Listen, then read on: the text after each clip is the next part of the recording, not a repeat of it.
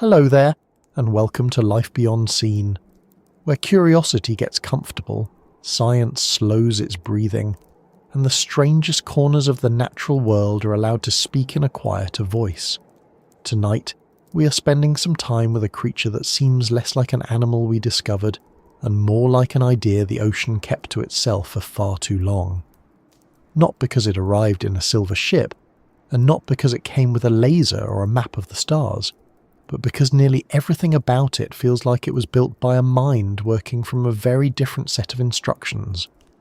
An octopus does not move through the sea the way most animals do. It does not wear a skeleton the way we do. It does not seem especially interested in behaving like a fish, a mammal, a reptile, or anything else that helps our brains feel comfortably organized. It spills, curls, folds, squeezes, vanishes, brightens, darkens, tastes with its limbs, and thinks in a body that looks almost improvised until you realize it is one of the most effective designs in the ocean. It can become a rock, a shadow, a patch of coral, a bad memory in the mind of a hungry predator, and then, when the moment is right, it can become a hunter. That is a very unusual set of talents for something with no bones and no interest in making life easy for biologists. So before we go any further, let me ask you something small and personal. Where are you listening from tonight? Is it late where you are? Is the room dim? Are you under a blanket, on a train, at a desk, or pretending you're only going to listen for a few minutes before sleep arrives and quietly takes over? There is something fitting about thinking about octopuses this way, because they feel like the sort of creature best met in a calm hour, when the day has lost some of its noise and the mind is willing to spend a little longer with something strange.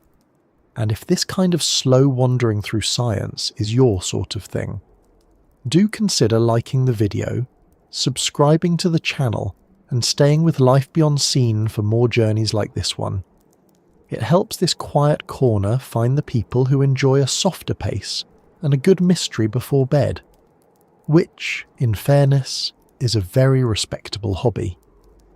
Now then, let us begin with the claim in the title, because it sounds dramatic, perhaps even a little unfair. We were wrong about octopuses. That is a large statement to make about an animal people have been staring at with fascination for a very long time. Sailors told stories about giant tentacled things in dark water. Artists turned them into symbols of fear, mystery, appetite, and chaos. Aquariums turned them into crowd favourites. The clever escape artist with suction cups and suspiciously good timing. Nature documentaries turned them into shapeshifters with an excellent sense of theatre. And scientists, over the last century especially, have turned them into something even more interesting than a monster or magic trick. They have turned them into a serious question. What kind of mind can live in a body like that? That question matters because for a very long time, humans have had a habit of measuring intelligence against our own blueprint.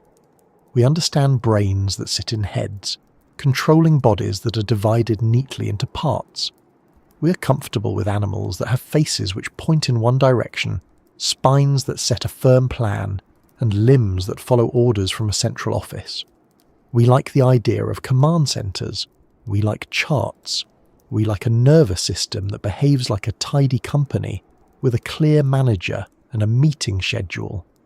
Then along comes the octopus, which appears to have reviewed that arrangement and chosen something closer to organised mayhem. Its body does not merely carry a brain.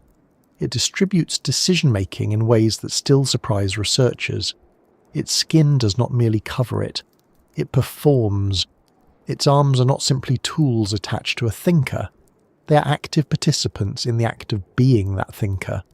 Even its evolutionary story feels like a side route taken so far from our own that when we look at it carefully, we are not just studying another animal. We are studying another solution to the problem of being alive, alert, adaptable, and hard to catch. And perhaps that is what people mean when they call the octopus an alien mind on Earth.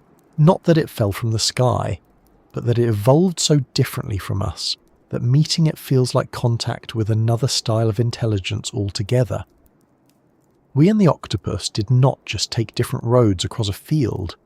We split from a common ancestor so far back in the history of life that almost everything familiar had to be built again from scratch, in a new body, under very different pressures, in a world of reefs, crevices, ambushes, predators, eggs, hunger, and constant danger.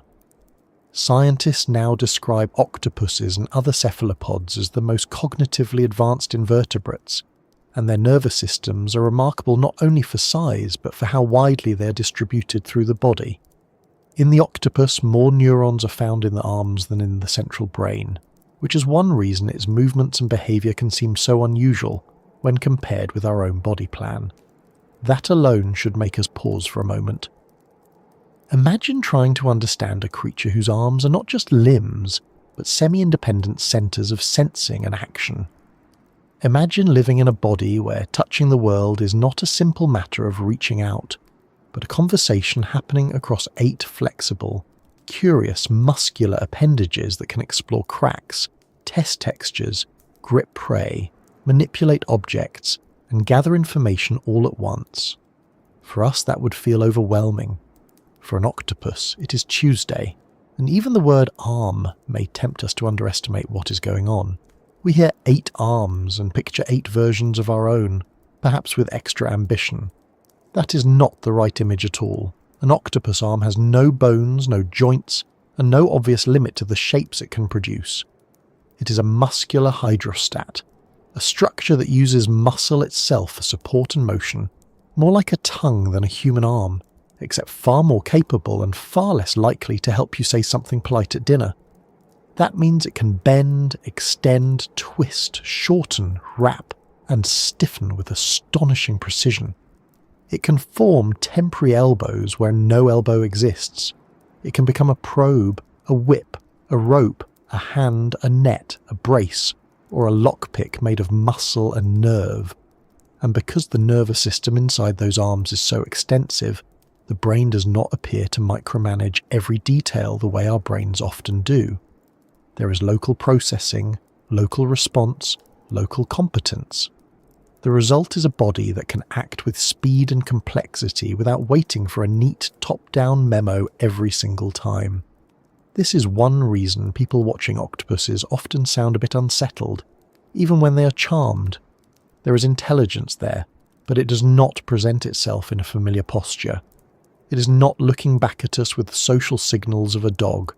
It is not demonstrating memory and planning in the expressive ways of a crow.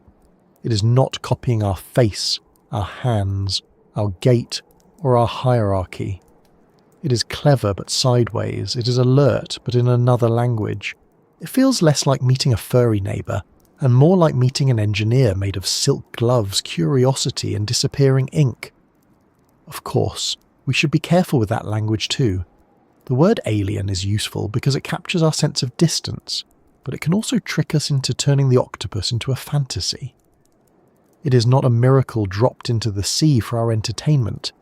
It is a real animal, shaped by real pressures, and every strange feature it has serves an ordinary purpose in the life of the creature itself.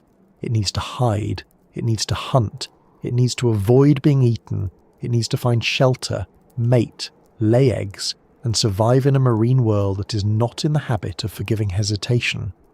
If the octopus seems astonishing, that is partly because it is, but also because evolution can be far more inventive than our categories allow. Take camouflage, for example, which may be the octopus trait most likely to make people say something highly technical like, that cannot possibly be legal. An octopus does not only change colour, that would already be impressive enough. It can also alter contrast, pattern, and in some cases the apparent texture of its skin so quickly that the body seems less like flesh and more like a screen displaying the immediate needs of the moment. Many thousands of chromatophores in the skin expand and contract under neural control, helping create rapid colour shifts, while other structures contribute reflective and white light effects that deepen the illusion. The result is not a crude costume change, it is a full-body performance system. There is something deeply practical about that. In the ocean, being seen at the wrong time can be the end of your story. The octopus has no shell to retreat into, at least not the living octopuses we usually picture. Its ancestors long ago abandoned the external shell that still characterizes nautiluses, leaving the octopus soft-bodied, flexible and vulnerable in one sense, but also free in another. Without that heavy architecture, it could squeeze into cracks, disappear into narrow shelters, and move in ways a more armoured animal never could. Evolution took away the fortress and, in return, developed speed, flexibility, problem-solving, concealment, and a body that can all but pour itself through the world. Cephalopod evolution is especially interesting because it produced sophisticated brains and behavioural flexibility in animals with short lifespans, limited parental care, and social lives much simpler than those of many intelligent vertebrates. That combination challenges older assumptions about how intelligence is supposed to evolve. In other words, the octopus did not become unusual by accident. It became unusual because normal would not have worked nearly as well for the life it ended up living. That may be one of the main reasons we were wrong about it. We often imagine intelligence as a ladder with us near the top, handing out scores. A creature that looks like us, plans like us, socializes like us, and manipulates the world with centralized control feels easier to rank. But the octopus asks us to consider a different possibility. Intelligence may not be one thing marching toward one ideal shape. It may be a set of tools that evolve under pressure, and those tools can be arranged in bodies very unlike ours. A mind does not have to sit where we expect it to sit, and a clever animal does not have to advertise itself in familiar ways. You can see why scientists keep returning to these animals.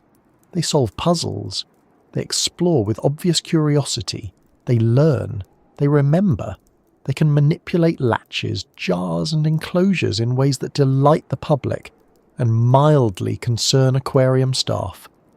Reports of octopuses opening shellfish, moving rocks, escaping tanks, and even showing what looks like preference or dislike towards specific human caretakers have helped to make them famous.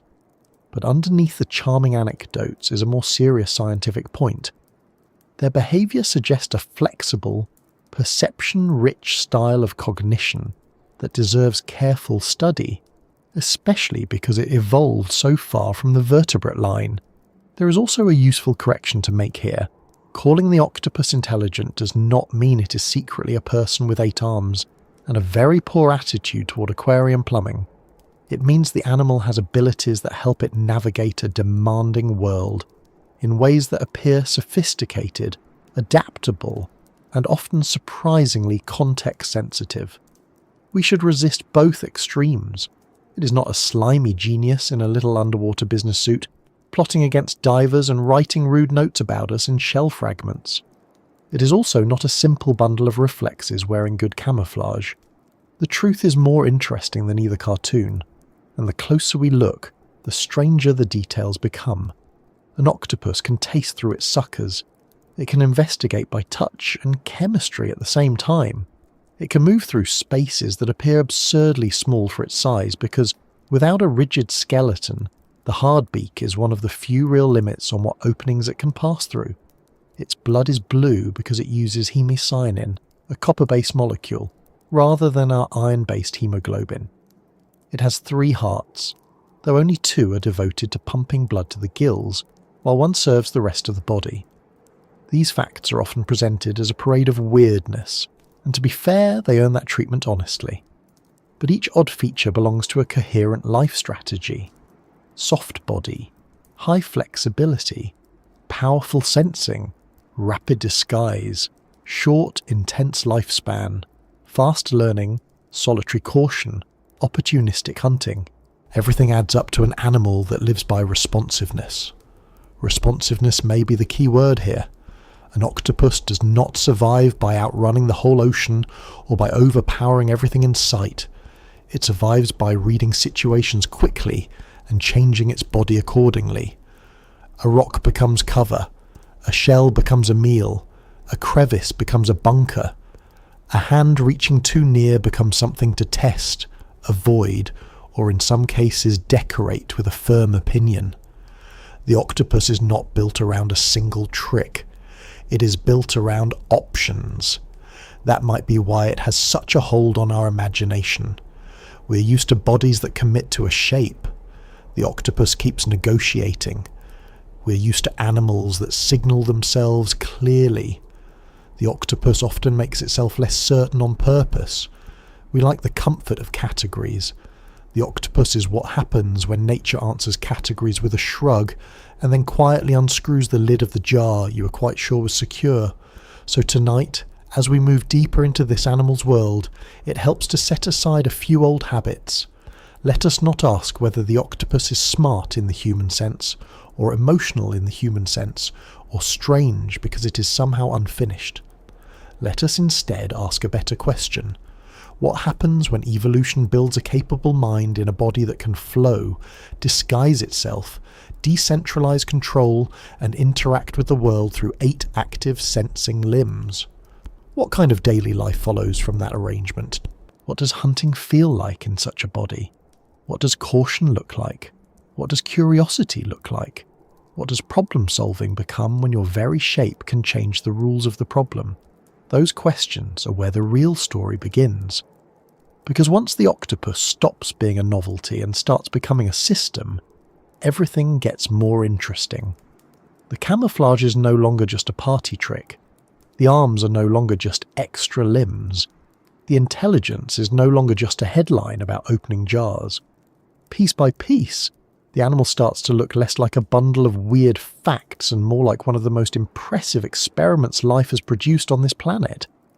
And to understand why, we have to start with the body itself, because before an octopus can disappear, hunt, solve, or escape, it first has to be built in a way that makes all of that possible, and that is where things begin to get even stranger. Science grounding used for this section. Octopuses are widely regarded as the most cognitively advanced invertebrates, with large and highly distributed nervous systems. More neurons are found in the arms than in the central brain. Their camouflage relies on chromatophores and related skin structures, and cephalopod evolution challenges older assumptions that intelligence requires long lifespan, complex sociality, or heavy parental care. Because once you look closely at the octopus body, the idea of an alien mind on Earth stops sounding like a dramatic title and starts sounding like a straightforward description of the engineering. Nearly every part of this animal pushes against the way we expect a body to be organised. We're used to creatures with an inside frame, a clear front and back, a head that feels fully in charge, and limbs that mostly do what they are told. The octopus does not follow that arrangement. It has a soft mantle holding most of the major organs, 8 highly flexible arms lined with suckers, a siphon for jet propulsion, large camera-like eyes, a hard beak tucked where the arms meet, and a nervous system so widely distributed that the body itself seems to participate in thinking. Even the central brain is arranged in a way that feels slightly impolite to anatomy teachers, organised around the esophagus rather than sitting neatly above it the way our own brains do. Once you know that, the animal stops looking like a sea creature wearing an unusual costume and starts looking like a completely different answer to the question of how a body can function at all. A good place to begin is with the detail people love to mention first, because it sounds invented even though it is entirely real. The octopus has 3 hearts. 2 of them are branchial hearts, whose job is to push blood through the gills where it can pick up oxygen. The third is the systemic heart, which pumps that oxygenated blood around the rest of the body. This is not just one of those fun nature facts that exist to make school children suspicious of the whole ocean. It tells you something useful about the animal's life. The octopus has a demanding body and a demanding style of movement. Supplying oxygen efficiently matters, especially in an animal that may need to hide, grip, crawl, jet away, wrestle with prey, and do all of it with fine muscular control. Its blood is blue because it uses hemocyanin, a copper-based oxygen-carrying molecule rather than the iron-based hemoglobin that turns our blood red. In cephalopods, that chemistry is part of a circulatory strategy suited to marine life, and it is one more reminder that the octopus is built from solutions that diverge sharply from ours. There is also a slightly inconvenient detail here. The systemic heart stops beating when the octopus swims, which helps explain why many octopuses prefer crawling along the seafloor to long bouts of jetting through open water. Even its emergency escape system is tiring enough to discourage overuse. Very efficient, slightly dramatic, understandable really. Then there is the matter of structure, or more precisely the lack of the kind of structure we usually count on. An octopus has no internal skeleton, and no external shell like the nautilus. That absence changes everything. A body without bones is not merely softer, it is freer, less committed, less constrained by hinges and fixed angles. Most animals solve the problem of movement by pushing against something rigid. The octopus solves it with muscle, pressure, and continuous reshaping. Apart from the beak, which is the main rigid structure, and one of the few hard limits on where the animal can fit, the body can compress, bend, flatten, and pour itself into spaces that look impossible to us. This is why octopuses can vanish into crevices, slip through narrow openings, and occupy shelters that seem far too small for them a second earlier. It is also why their outline never feels fully settled. A dog has a dog shape even when it is asleep. An octopus has more of a negotiation with shape. That flexibility is one of the biggest reasons it survived the loss of the ancestral shell. Evolution removed armor, and in return opened the door to hiding, squeezing, ambushing, escaping, and manipulating the environment with a degree of freedom that a more heavily defended body would never have achieved. It is a dangerous trade, but a very effective one. Once you get to the arms, the whole story becomes even harder to fit into the ordinary way we talk about animal bodies. We sometimes say an octopus has 8 limbs, as if that were simply a matter of quantity, like a spider that misplaced a manual and improvised. But an octopus arm is not just another version of a mammal limb. It has no bones, no joints, and no fixed segments like shoulder, elbow, wrist, and fingers. It is a muscular hydrostat, a structure that uses incompressible muscle itself to create support and movement. That allows the arm to elongate, shorten, twist, curl, bend at any point, stiffen temporarily, or wrap around an object with extraordinary control. Engineers study octopus arms because they are among the most flexible appendages known in nature, and that flexibility is not chaos. It is precise, targeted, and strong. An arm can probe into a crack, form a temporary brace against a rock, anchor the body during movement, cradle prey, manipulate a shell, or bring food toward the beak with movements that look almost improvised until you realize they are being performed with incredible consistency. If our own arms worked like that, most of us would spend the first week dropping spoons, applauding by accident, and getting tangled in curtains. The octopus, by contrast, manages this system as a matter of routine. The reason it can do that lies in the nervous system, and this is the part where the phrase, "a body with a mind of its own," starts to feel less like exaggeration and more like a useful summary.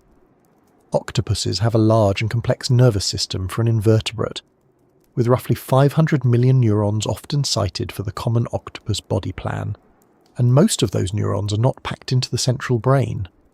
A very large share are distributed through the arms.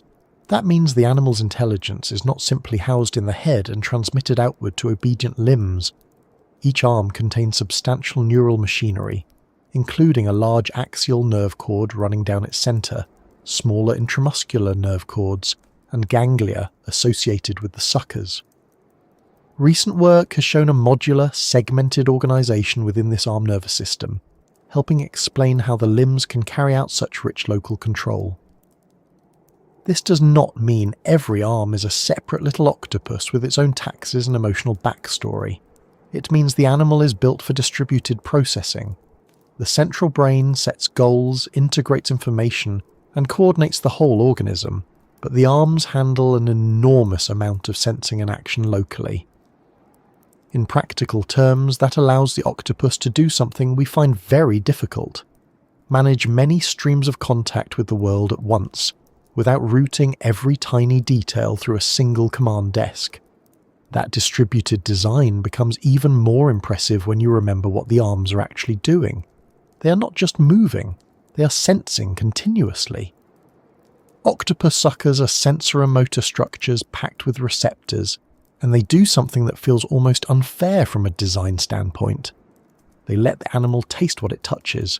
Researchers have identified chemotactile receptor systems in octopus suckers that respond to contact-dependent chemical cues, allowing an octopus to gather information about the world through direct touch in a way that blends mechanical sensation with chemical sampling. So when an octopus explores a rock, a shell, a crevice, or a crab, it is not only feeling texture and pressure, it is also getting chemical information about what that thing is, whether it might be food, whether it might be dangerous, and possibly whether it is part of the octopus itself. That turns every reach into a rich sensory event. The arms are not dumb tools held by a clever animal. They are active information-gathering systems, part hand, part tongue, part nose, and very much part of the larger intelligence of the body. This is why octopus behaviour can seem so immediate and tactile. It does not inspect the world from a distance whenever it can help it. It samples it directly, through 8 flexible streams of touch-informed knowledge. Now, if all of that sounds like a recipe for constant self-inflicted disaster, that is a fair concern. 8 highly flexible arms, each covered in grasping suckers, all moving around one soft body with no skeletal framework, and a brain wrapped around the throat does seem like an arrangement that should end in a knot. Yet octopuses manage it. One clue comes from research showing that suckers can chemically recognise the octopus's own skin, which helps inhibit reflexive grasping and reduces the chance of the animal tangling itself. In other words, the body is not merely flexible, it is informed about itself. The animal does not need to solve every movement the way a human pianist solves a difficult passage, through constant top-down correction. Some of the work is being done by the structure of the body, the reflexes of the limbs, and the local sensory rules built into the system. This matters because people sometimes talk about octopus arms as if they are completely independent, doing whatever they want while the central brain stares into space and hopes for the best. That is not quite right. Experiments show that octopus arms have considerable local autonomy, but they also operate under central control when the task requires coordinated, purposeful behaviour. The better picture is neither one ruler commanding 8 servants, nor 9 separate minds having a meeting. It is a layered system. The whole animal acts as one organism, but it achieves that unity through distributed control rather than through strict central micromanagement. This is one of the reasons that octopus can seem uncannily efficient when handling problems that would overwhelm a more centralized body. Think about what it means to hunt or hide in a place full of narrow cracks, uneven rock, shifting currents, and prey that may be armoured, quick, or buried. A vertebrate body often approaches the world with a strong distinction between perception, decision, and action. First you see, then you decide, then you move. The octopus can blur those stages. As its arms explore, they're already gathering local sensory data and already able to respond to that data. That lets the animal probe several possibilities at once. One arm can anchor, another can investigate a crevice, another can gather shell fragments around a den, another can manipulate prey, while the central brain remains free to integrate broader information about threat, direction, and opportunity. It is less like a single hand following orders, and more like a team whose members are highly capable on site, reporting back while already doing useful work. We should be careful not to turn that into fantasy. The octopus is not a floating committee. It is a body whose design lowers the burden of central control by giving the limbs real competence. That competence is one of the great secrets of its success. Even the location of the beak tells you something important about this arrangement. The mouth sits underneath, at the centre where the arms meet, and the beak is what finally breaks prey apart. This means much of the animal's interaction with food begins at the edges of the body and moves inward. The arms search, seize, test, and position. The suckers contribute information. The central brain and peripheral circuits together coordinate the overall act.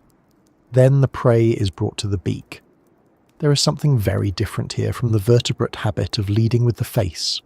An octopus often leads with contact.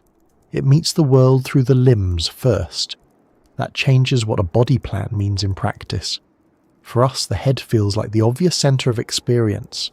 In an octopus, experience seems far more spread out, not metaphorically, not in a mystical sense, but physically, in the actual distribution of neurons, receptors, and control. This is why researchers and philosophers interested in embodied cognition keep returning to cephalopods. The octopus does not merely have intelligence inside a body. Its intelligence is deeply shaped by the body it has.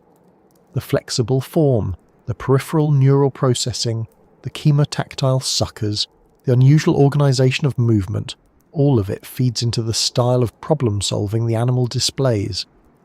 There is also a humbling lesson in all this for the human habit of ranking minds by how much they resemble our own. We tend to trust intelligence when it sits behind a familiar face and reaches outward with tools we can recognise. The octopus forces a correction.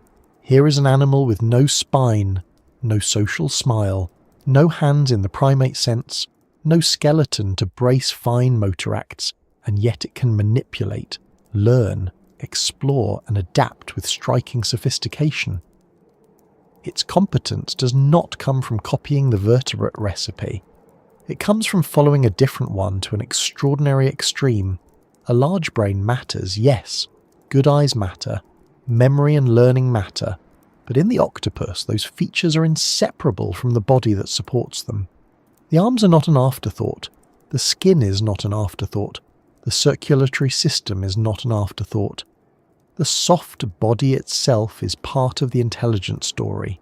It creates the conditions under which camouflage becomes useful.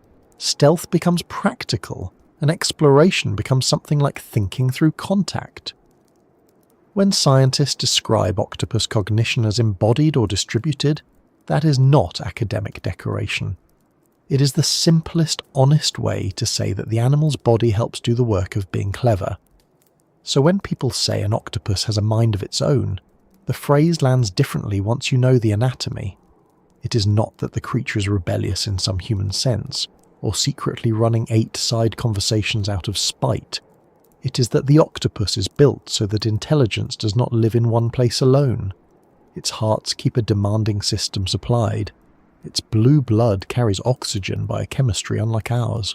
Its beak sets the hard limit inside an otherwise shape-changing body. Its central brain coordinates a life that depends on flexibility. Its arms think locally, act locally, and report constantly through touch and chemistry. The whole animal is a negotiation between unity and decentralization, between central intention and peripheral competence. That is why watching an octopus can feel so different from watching almost anything else. The creature never seems to be simply moving. It seems to be processing through motion, and once a body is organized that way, the surface of that body becomes more than a boundary. It becomes part of the strategy too, because the next surprise is that the octopus does not only move through the world with unusual control, it can also rewrite how that world sees it from one second to the next. And that is where the octopus begins to look almost unfair. A body that can bend without bones is already difficult enough to catch. A body whose arms can explore, grip, taste, and decide locally is stranger still. But then you arrive at the surface of that body and discover that the skin is not merely a covering. It is active. It is responsive.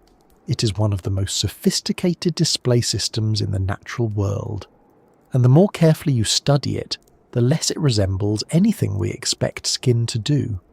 Human skin, for all its virtues, is mostly trying to keep us in one piece.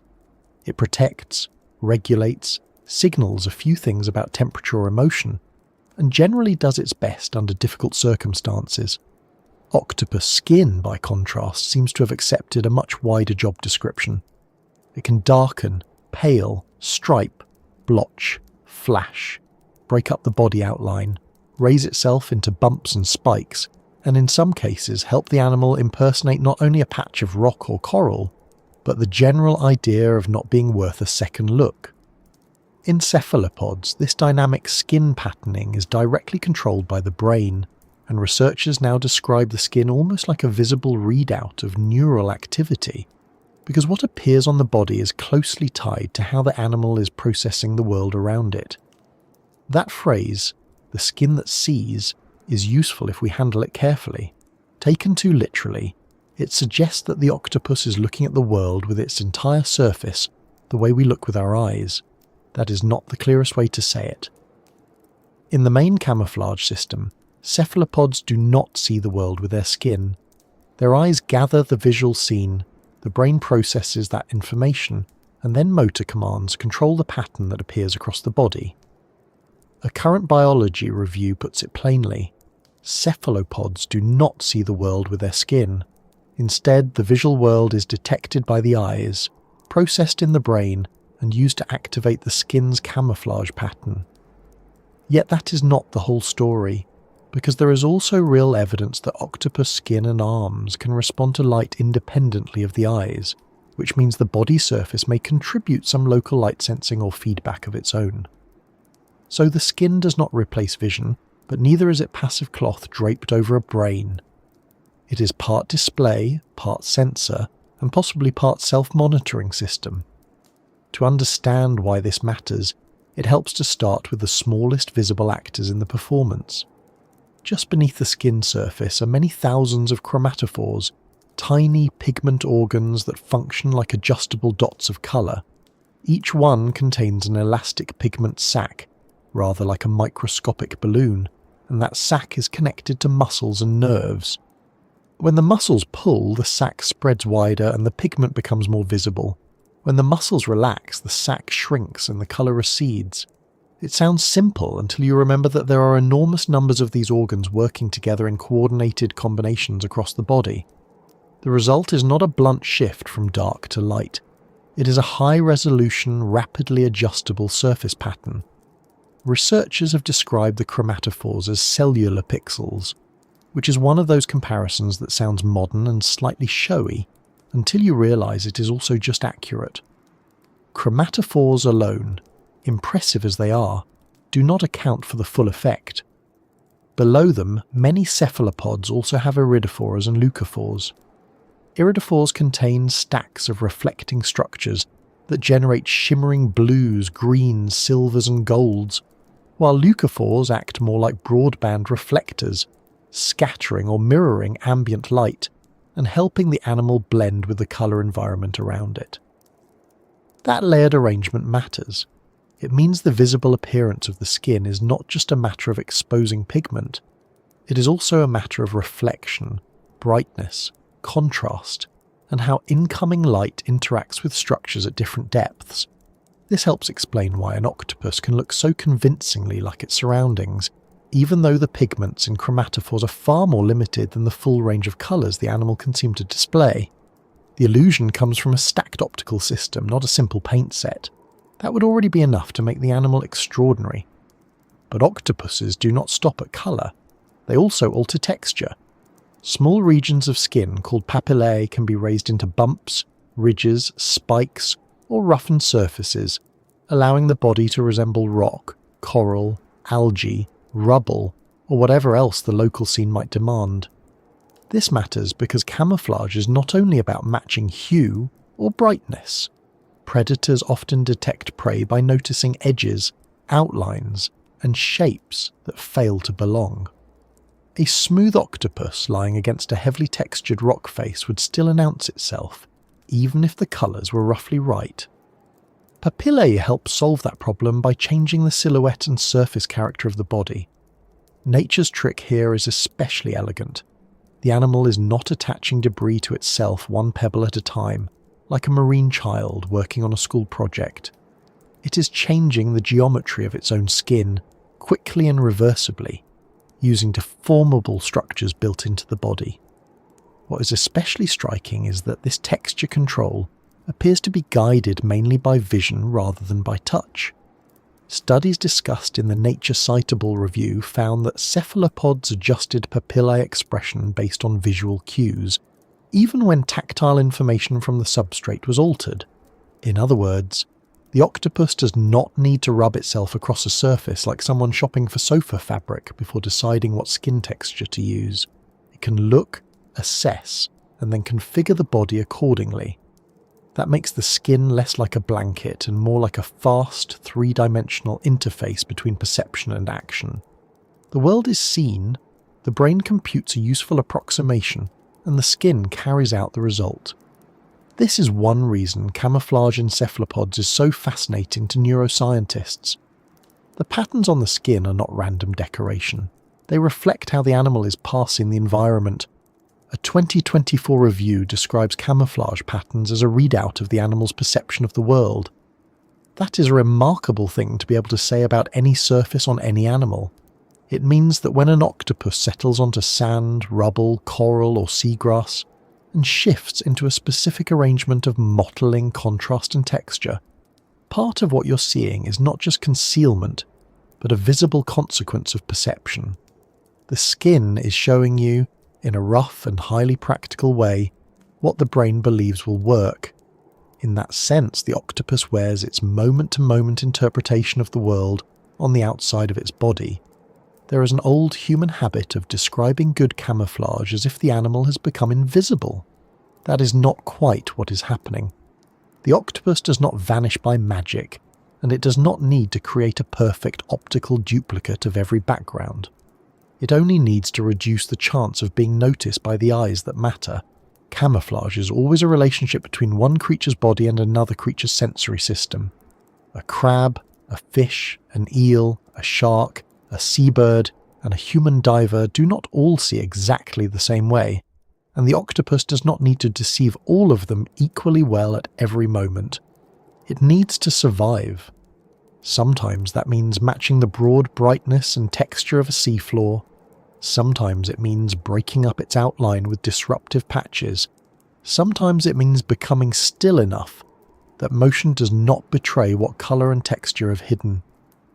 Older work on cephalopod camouflage describes this as a continuum that includes background matching, mottled patterns, and disruptive coloration rather than one single trick. And here the octopus gains another advantage from having a soft body in the first place. Many animals can change colour to some extent. Far fewer can change the overall shape that colour is being applied to. The octopus can hunch, flatten, stretch, pull in the arms, spread them, narrow itself, widen itself, and combine posture with surface pattern. That means camouflage is not isolated in the skin alone. It is a whole body act.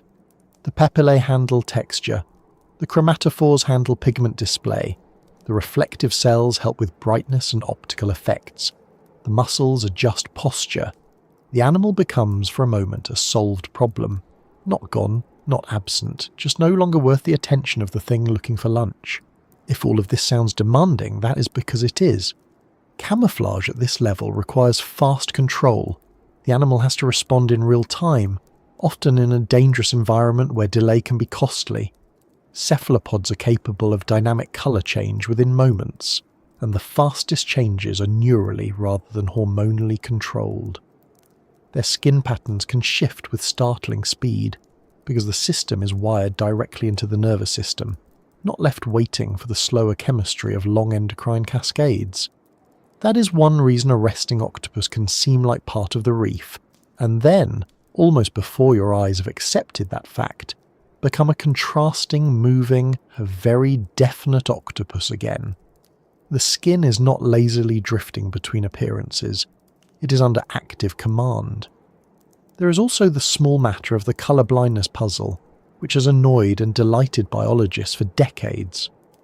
Most cephalopods, including octopuses, appear to have only one visual pigment in the central visual system, which means they are generally considered colorblind in the familiar vertebrate sense. Behavioural evidence has long supported that view. And yet these animals produce what looks to us like excellent colour matching and highly effective camouflage. That sounds contradictory until you remember that camouflage does not always require the same kind of colour discrimination that humans use when, for example, arguing over whether a wall is beige, cream, oatmeal, or a landlord's idea of optimism. Octopuses may rely heavily on brightness, contrast, pattern, texture, and the optical properties of the environment, rather than on colour perception in the way we do.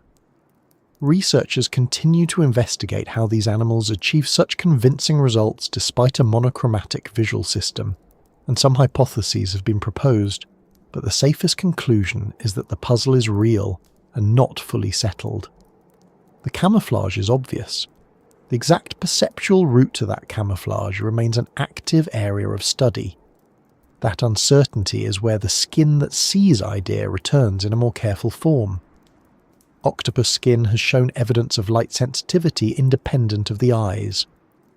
A 2015 study on octopus by maculoids reported eye-independent light-activated chromatophore expansion in the skin, with phototransduction genes in the skin suggesting that light can directly influence chromatophore behaviour. More recently, a 2025 study recorded neural responses in the axial nerve cord of an octopus arm when light was shone locally on the arm, and found that blue light was especially effective, with the arm's skin playing a major role in that light detection. Those findings do not mean the octopus is painting a perfect picture of the world on its skin using skin vision alone, but they do suggest that the body surface is not merely waiting for commands from the eyes and brain. It may be able to sense local light conditions, contribute to reflexes, or provide sensory feedback that helps fine-tune the system.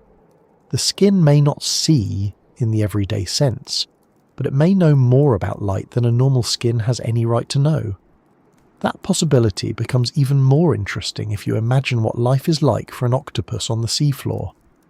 Light underwater is patchy, filtered, directional, and constantly changed by depth, suspended particles, wave motion, and the structure of the habitat. A system that combines powerful eyes, fast brain control, and some degree of peripheral light sensitivity would be extremely useful. The brain could manage the overall camouflage pattern, while the skin or arms might supply local information about illumination or the current state of the display. In fish, recent work has proposed that dermal photoreception can function as a sensory feedback system, monitoring how chromatophore pigment state changes the light reaching underlying receptors. That exact model was not developed in octopus, but it shows a broader principle that skin-based light sensing may be useful not only for detecting the outside world directly, but for monitoring the body's own colour change performance. That is a subtle but important distinction. The skin may help the animal check how well the disguise is being expressed, rather than replace the eyes that selected it. And then there is the part that feels almost theatrical. Camouflage in octopuses is not limited to blending in. In some species, especially the mimic octopus, the animal also changes posture, coloration, and arm arrangement to resemble other organisms. The Smithsonian notes that the mimic octopus has been observed impersonating more than 15 marine species, including flounders, lionfish, and sea snakes. That moves the story from concealment into representation. The body is not only trying to disappear into the background, it is trying to suggest an entirely different creature, even if the effect is not a perfect stage quality impersonation by our standards. It can be good enough for the sensory world of predators or prey that matter. Once again, survival does not demand perfection. It demands a useful mistake in someone else's brain. A useful mistake is really what all camouflage is, and the octopus is exceptionally good at manufacturing one. It can match a patch of rubble well enough that a passing predator continues on. It can roughen its skin and lower its profile until its outline no longer reads as a meal. It can sit still, which is one of the most underrated parts of the entire strategy. It can also switch out of camouflage instantly when a new situation demands signalling, intimidation, escape, or attack. This matters because colour change in cephalopods is not only for hiding, it is also used in social behaviour, arousal, and communication. The same skin that keeps the octopus from being seen can also announce a different internal state when concealment is no longer the goal. In other words, the surface of the octopus is not a one-purpose stealth blanket. It is a neural display system with multiple modes, camouflage being only the most famous. There is something quietly humbling in that. We like to think of intelligence as happening behind the face, tucked away in a private chamber from which the body receives its orders. The octopus keeps undermining that assumption. Its body is not just following along after the brain like a polite employee. Its surface is where perception becomes visible. Its arms are where sensation and action blend together. Its skin may even contribute local light responses of its own. So when we watch an octopus disappear against rock or coral, what we're really seeing is not just camouflage. We're seeing a nervous system spread its solution across an entire body. The disguise works because control, sensation, and structure are all cooperating at once. That is why octopus camouflage feels different from nearly every other example in nature. A stick insect resembles a twig because its body developed that way. A snowshoe hare turns white in winter on a slower schedule shaped by season. A chameleon changes colour, but not with the same combination of body texture, distributed sensing and high-resolution, whole-body patterning used by cephalopods. The octopus can improvise. It can treat the body as something adjustable second by second. It can become smoother, rougher, darker, paler, more broken up, more uniform, less legible. It does not carry one disguise. It carries a system for generating many of them. By now, the title of this section should feel a little less exaggerated. The skin does not literally replace the eyes, and the phrase should not tempt us into science fiction. But the octopus surface is doing so much more than ordinary skin that the metaphor survives on merit. It is a surface that reveals what the brain thinks the world looks like.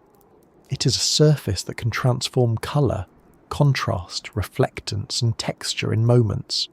It is a surface that likely has some extraocular light sensitivity of its own. It is a surface through which the animal survives by rewriting how it appears to others. That is close enough to astonishing without needing any embellishment. And of course, once you accept that the skin is this active, this fast, and this tightly tied to perception, an even larger question starts to press forward. What kind of nervous system can run a body like this at all? Because camouflage at this level is not just skin deep. It depends on signals moving from eyes to brain, from brain to skin, from limbs to central circuits, and perhaps from skin back into the loop again. Which means the next step is to leave the surface for a moment and look more closely at the strange scattered network underneath, where the octopus begins to show us that its intelligence is not gathered in one place, so much as spread through the body like a decision-making weather system, with 8 very busy front lines. Now we get to the part that makes the octopus feel less like an animal with a strange body, and more like an entirely different plan for running one. Most of us carry around a simple picture of how nervous systems work. There is a brain in charge, a body taking instructions, and a fairly clear chain of command between the two. That picture is not completely wrong, even for us, but it is much too neat for an octopus. In an octopus, the nervous system is not packed into one headquarters. It is spread across the body in a way that changes how movement, sensation, and even decision-making are organised. Estimates for Octopus vulgaris often put the total neuron count at roughly 500 million, with around 300 million of those in the arms and about 200 million in the optic lobes and central brain. That is a very unusual distribution, and it is one of the main reasons researchers describe the octopus nervous system as highly distributed rather than simply centralized. That number matters, but the layout matters even more. The octopus nervous system is usually described as having 3 major components: the central brain, the optic lobes, and the elaborate arm nervous system. The central brain itself is not a smooth, single lump in the vertebrate style. It is composed of many differentiated lobes arranged in what researchers call a circumesophageal plan, meaning the esophagus runs through the middle of the brain. Some overviews describe about 30 differentiated lobes in this system. That fact alone feels like a small warning that familiar comparisons are only going to take us so far. The optic lobes are especially large and are devoted to visual processing, while the central masses integrate and coordinate a wide range of behaviours. So even before we reach the arms, the octopus is already telling us that its nervous system is both specialised and architecturally unlike our own. It is tempting, when people hear that most of the neurons are in the arms, to jump straight to the most dramatic version of the story, and imagine that the octopus is basically 8 semi-detached minds, with a small manager sitting upstairs doing his best. That picture is entertaining, but it is too loose to be accurate. The central brain still matters enormously. The optic lobes handle major aspects of visual processing, and the vertical lobe complex plays an important role in learning and memory. Studies on the octopus vertical lobe describe it as a key station in the learning and memory system, and more recent conatomic work has treated it explicitly as a memory acquisition network. So the octopus does not solve the problem of intelligence by abandoning central processing. It solves it by combining central processing with unusually powerful local processing in the limbs. That balance is the real story, and it is much more interesting than the easy myth that the head barely matters. The arms, though, really are where the nervous system begins to feel almost unreasonable in the best possible way. Each arm contains a large axial nerve cord running down its centre. Around that are smaller intramuscular nerve cords, and at every sucker there is associated neural machinery. Recent work has described a segmented organisation within the arm nervous system, and has shown that the sucker ganglia include both sensory and motor elements suited for local processing. In other words, the arm is not a dumb cable carrying orders from the brain to the muscles. It is a structured sensoromotor system with its own capacity to process information, control local reflexes, and coordinate action near the point of contact. This is why an octopus arm can seem so capable on sight. It does not need to wait for the central brain to handle every tiny adjustment, every sucker response, and every changing grip. A great deal can happen locally within the arm itself. That local capability changes what movement means. If you have a skeleton and joints, movement can be broken into familiar pieces. Bend the elbow, rotate the wrist, extend the fingers. The octopus has no such convenience.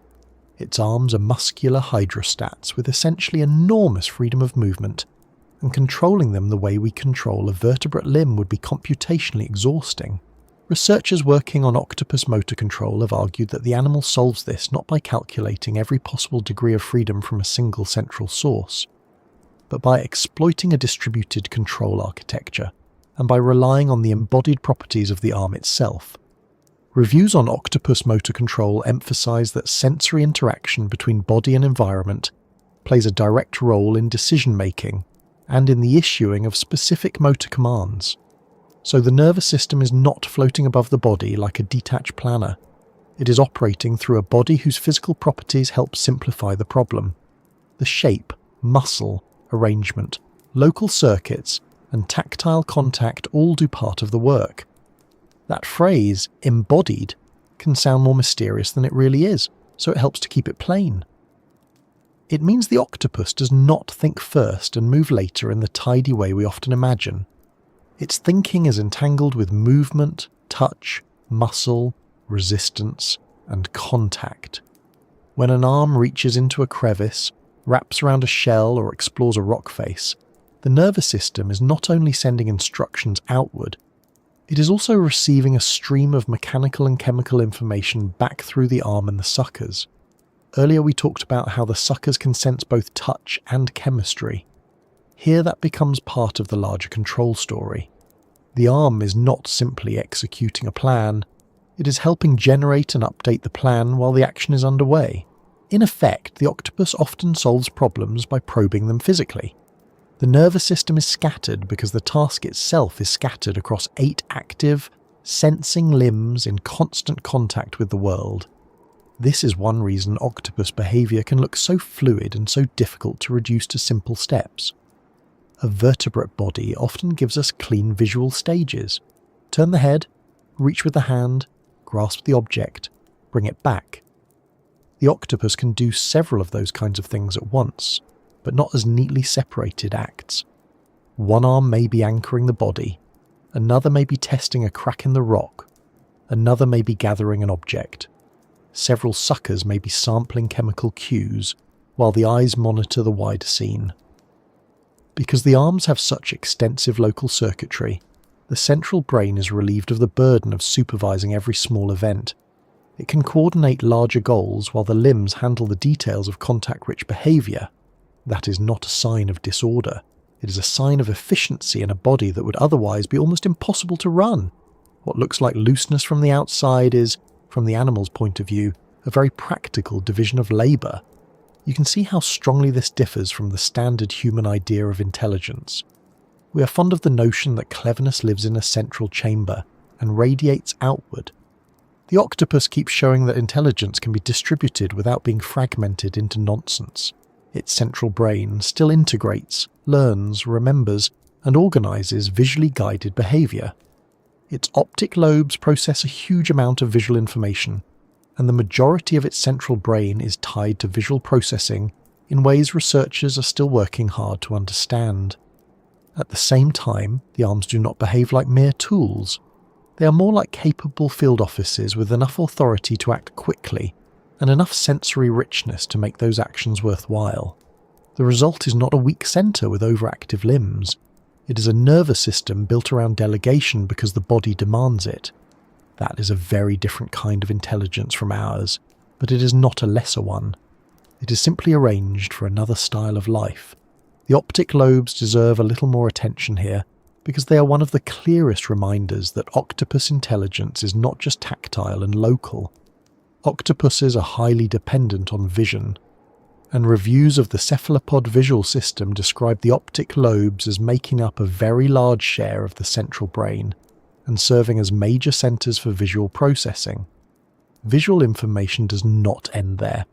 Outputs from the optic lobes project to deeper brain regions, including those involved in learning, memory and motor behaviour. That means the octopus is not only reacting through its arms, it is also building behaviour through a substantial visual system that supports navigation, camouflage, prey capture, and other complex acts. If you strip the story down to the arms think, you miss half the animal. The octopus is remarkable precisely because it combines a rich visual world with local arm intelligence and then ties them together well enough to survive in difficult environments. Then there is the matter of learning. The octopus nervous system is not just distributed in space, it is also capable of change. Work on the vertical lobe system has linked it to learning and memory, including long-term potentiation, a form of synaptic strengthening also studied extensively in vertebrates. More recent connectomic studies have deepened that picture by mapping the circuitry of the vertical lobe as part of a memory acquisition network. This matters because it shows that the octopus does not merely possess a well-equipped set of reflexes. It has neural structures associated with learning, adjustment, and experience-dependent change. The animal can improve with exposure, alter behaviour over time, and integrate past outcomes into future choices. When people tell stories about octopuses learning to open jars or solving repeated enclosure problems, those anecdotes sit on top of a nervous system that is already known to support genuine learning processes, not just momentary reactions. One of the more useful ways to think about all this is to stop asking where the octopus mind is, and start asking how many layers of control are involved in any given act. There is the visual layer, where the eyes and optic lobes gather and process scene information. There is the central coordinating layer, where the brain integrates goals, memory, and broader behavioural state. There is the arm layer, where local circuits in the axial nerve cords and sucker ganglia manage immediate sensing and action. And there is the body layer itself, where the physical form of the arm, its muscles and its interaction with surfaces simplify problems that would otherwise be far harder for any brain to calculate explicitly. This is not mystical. It is engineering by evolution. But because we are used to animals whose engineering looks more like ours, the octopus can still feel slightly unreal, as though its solutions arrived from somewhere else. There is also a practical reason this architecture makes sense for an octopus, and not for us. The octopus lives in cluttered, close-range environments where fine local exploration matters constantly. Rocky reefs, crevices, shells, buried prey, uncertain shelter, sudden predators. This is not a world where the body can afford to be slow, stiff, or overcommitted to one plan. It helps to have arms that can inspect several possibilities at once and adapt on contact. It helps to have local circuits that can grip, release, probe, and coordinate suckers without waiting for the full weight of central processing every time. Reviews in robotics inspired by octopus control make exactly this point. A global planning strategy for such a flexible arm would be computationally intractable, so distributed control is not an oddity tacked onto the animal. It is the sensible answer to the animal's morphology and ecology. The octopus nervous system is strange because its life requires it to be. This scattered design also changes what it feels reasonable to compare the octopus to. We often compare intelligent animals to dogs, apes, crows, or dolphins because they offer behaviour we can read more easily. The octopus is harder because it is not only distant from us evolutionarily, it is organised differently from the body outward. Even among cephalopods, researchers emphasise that brain structure varies with habitat and lifestyle, and the octopus central nervous systems show characteristic changes tied to ecological niche and behaviour. So the octopus is not merely a generic clever invertebrate. It is part of a lineage in which large brains, elaborate vision, distributed control, and unusual body plans evolve together. That makes it an extraordinary comparative model for neuroscience. It gives scientists a way to ask what general principles of intelligence might survive even when the architecture changes radically. If a creature can perceive, learn, solve, and adapt with a nervous system like this, then our old assumptions about what a mind should look like need some revision, and yet for all that distributed complexity, the octopus does not come across as confused. That may be the most impressive part. The system works. It works well enough to coordinate camouflage, prey capture, den building, exploration, escape, and manipulation in real environments full of uncertainty.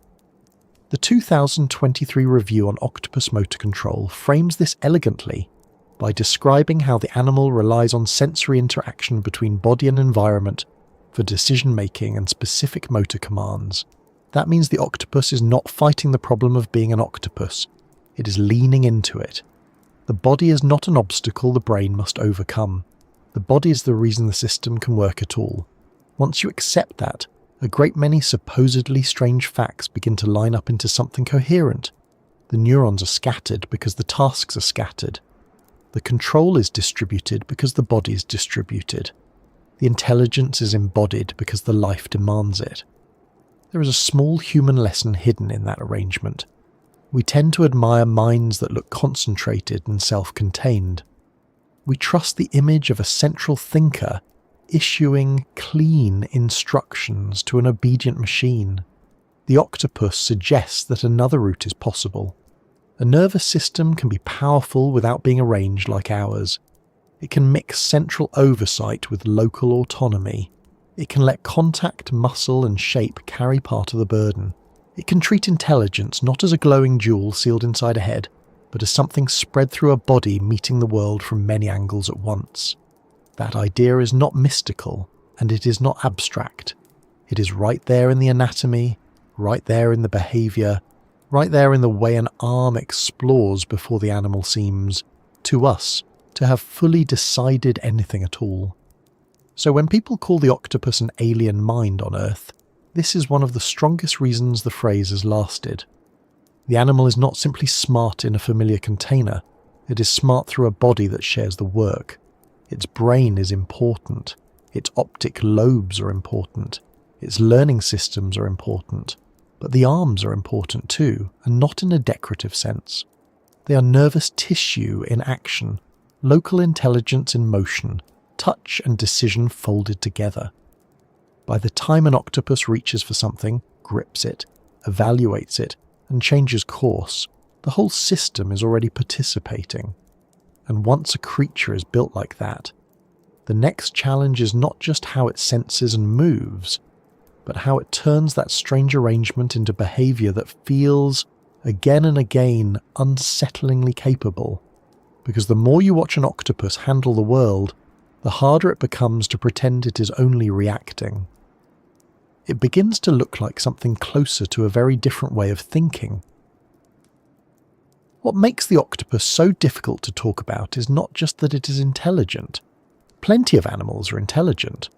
The trouble begins when we try to decide what kind of intelligence we are looking at. We have a strong habit of treating thought as if it comes in one familiar shape. A mind notices the world, builds an internal picture, weighs options, chooses one, and sends the body out to perform it. That picture is already a simplification even for us, but with an octopus it can become actively misleading. Coleoid cephalopods are widely regarded as the most behaviourally complex invertebrates, with strong evidence for advanced perception, learning, and memory. Yet researchers also warn that many headline claims about human-like cognition in octopuses remain difficult to evaluate because flexible behaviour can arise from simpler mechanisms too.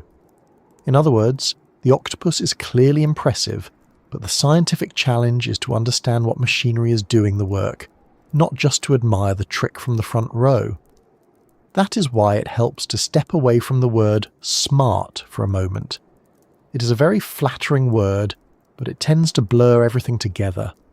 A crow bending wire, a dog learning a routine, a rat mapping a maze, and a person trying to remember where the glasses went after confidently placing them in a safe location can all be called smart, but the underlying systems are not identical. With octopuses, the difference matters even more because their bodies, nervous systems, and life histories are so unlike ours. They do not grow up in long family groups learning social rules over years. Most species live short lives, often on the order of 1 to 2 years, and many are largely solitary. Yet within that compressed span they can show exploratory behaviour, flexible foraging, fast learning, and surprising problem solving. That combination is one reason cephalopods are so important in comparative cognition. They suggest that complex behaviour does not need to be built on the same social and developmental timetable that we see in primates, parrots, or dolphins. So when we ask how an octopus thinks, the first correction is this. It may not think by building the same kind of mind that we did and then expressing it in a weird body. It may think through a very different arrangement from the beginning. The octopus does not merely possess a brain.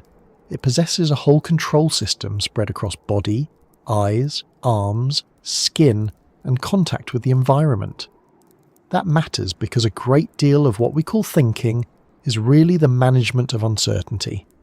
What is this object? Is it edible? Is it dangerous? Can I fit in there? Is that movement prey or predator? Do I stay still, camouflage, flee, probe, pull, grab, retreat, or continue? In an octopus, those decisions do not always look like a pause followed by a plan.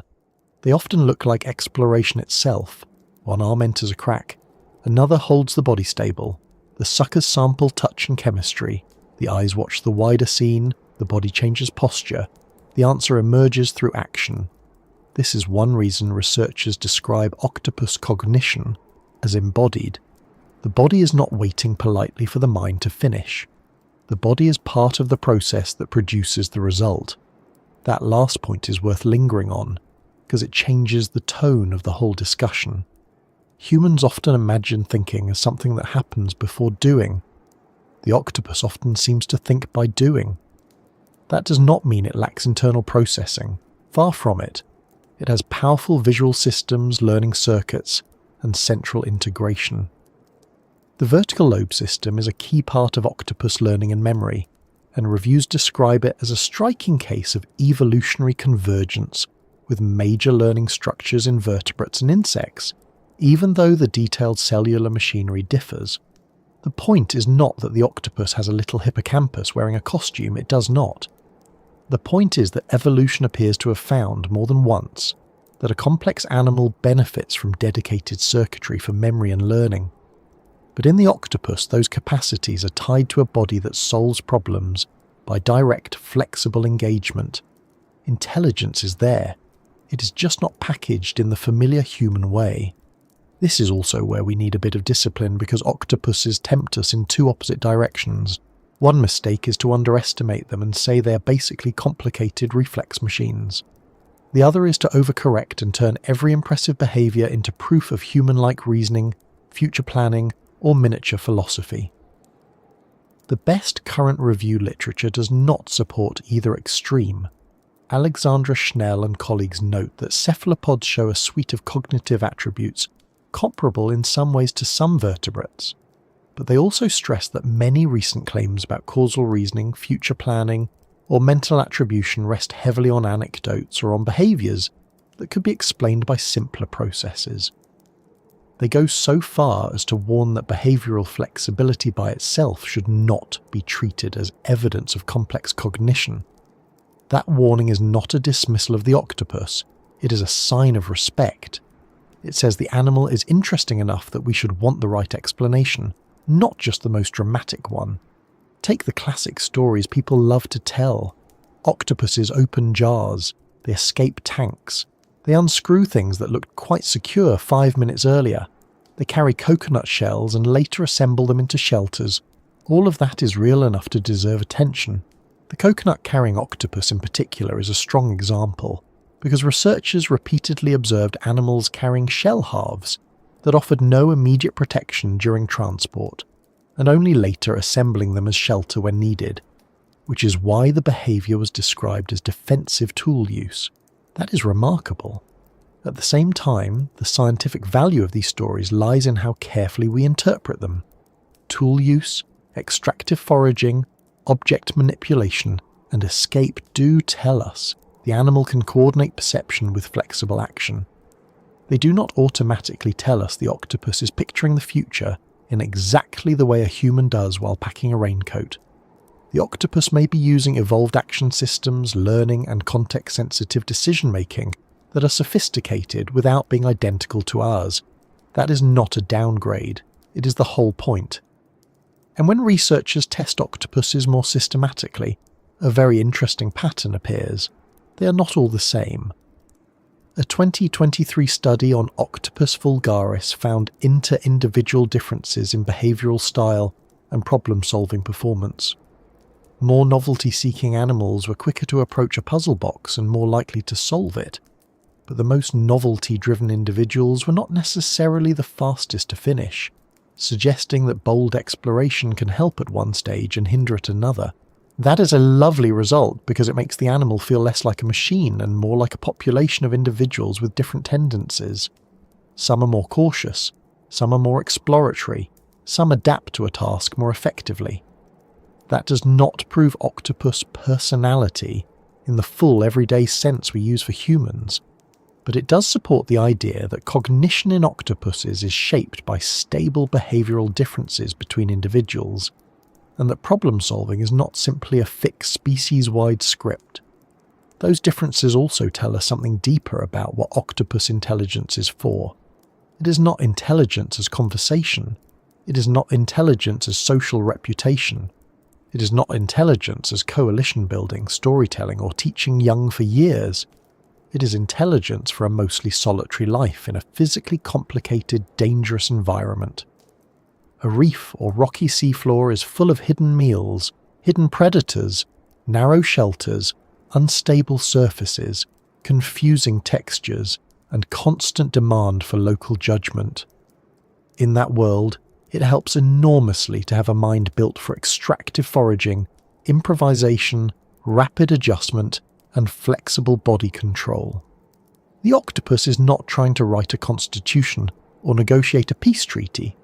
It is trying to survive a habitat where dinner may be inside a shell, inside a crevice, under sand, or attached to a rock, and where hesitation can turn the hunter into the hunted. Once you remember that, a lot of its so-called strangeness starts to look like excellent job-specific competence. Vision is another place where the octopus both converges with us and refuses to become us. Octopuses are highly visual animals with camera-type eyes and large optic lobes, and recent neural work has shown that their optic lobe contains a retinotopic map of visual space, a hallmark of visual organisation shared with many other species. That is one of those findings that should make you sit back for a second. Over roughly 500 million years of separate evolution, both vertebrates and cephalopods arrived at complex visual systems that, at some level, map space in orderly ways. But the circuitry is not a copy. The cephalopod visual brain is organised differently, with its own layered processing and its own adaptations to underwater life.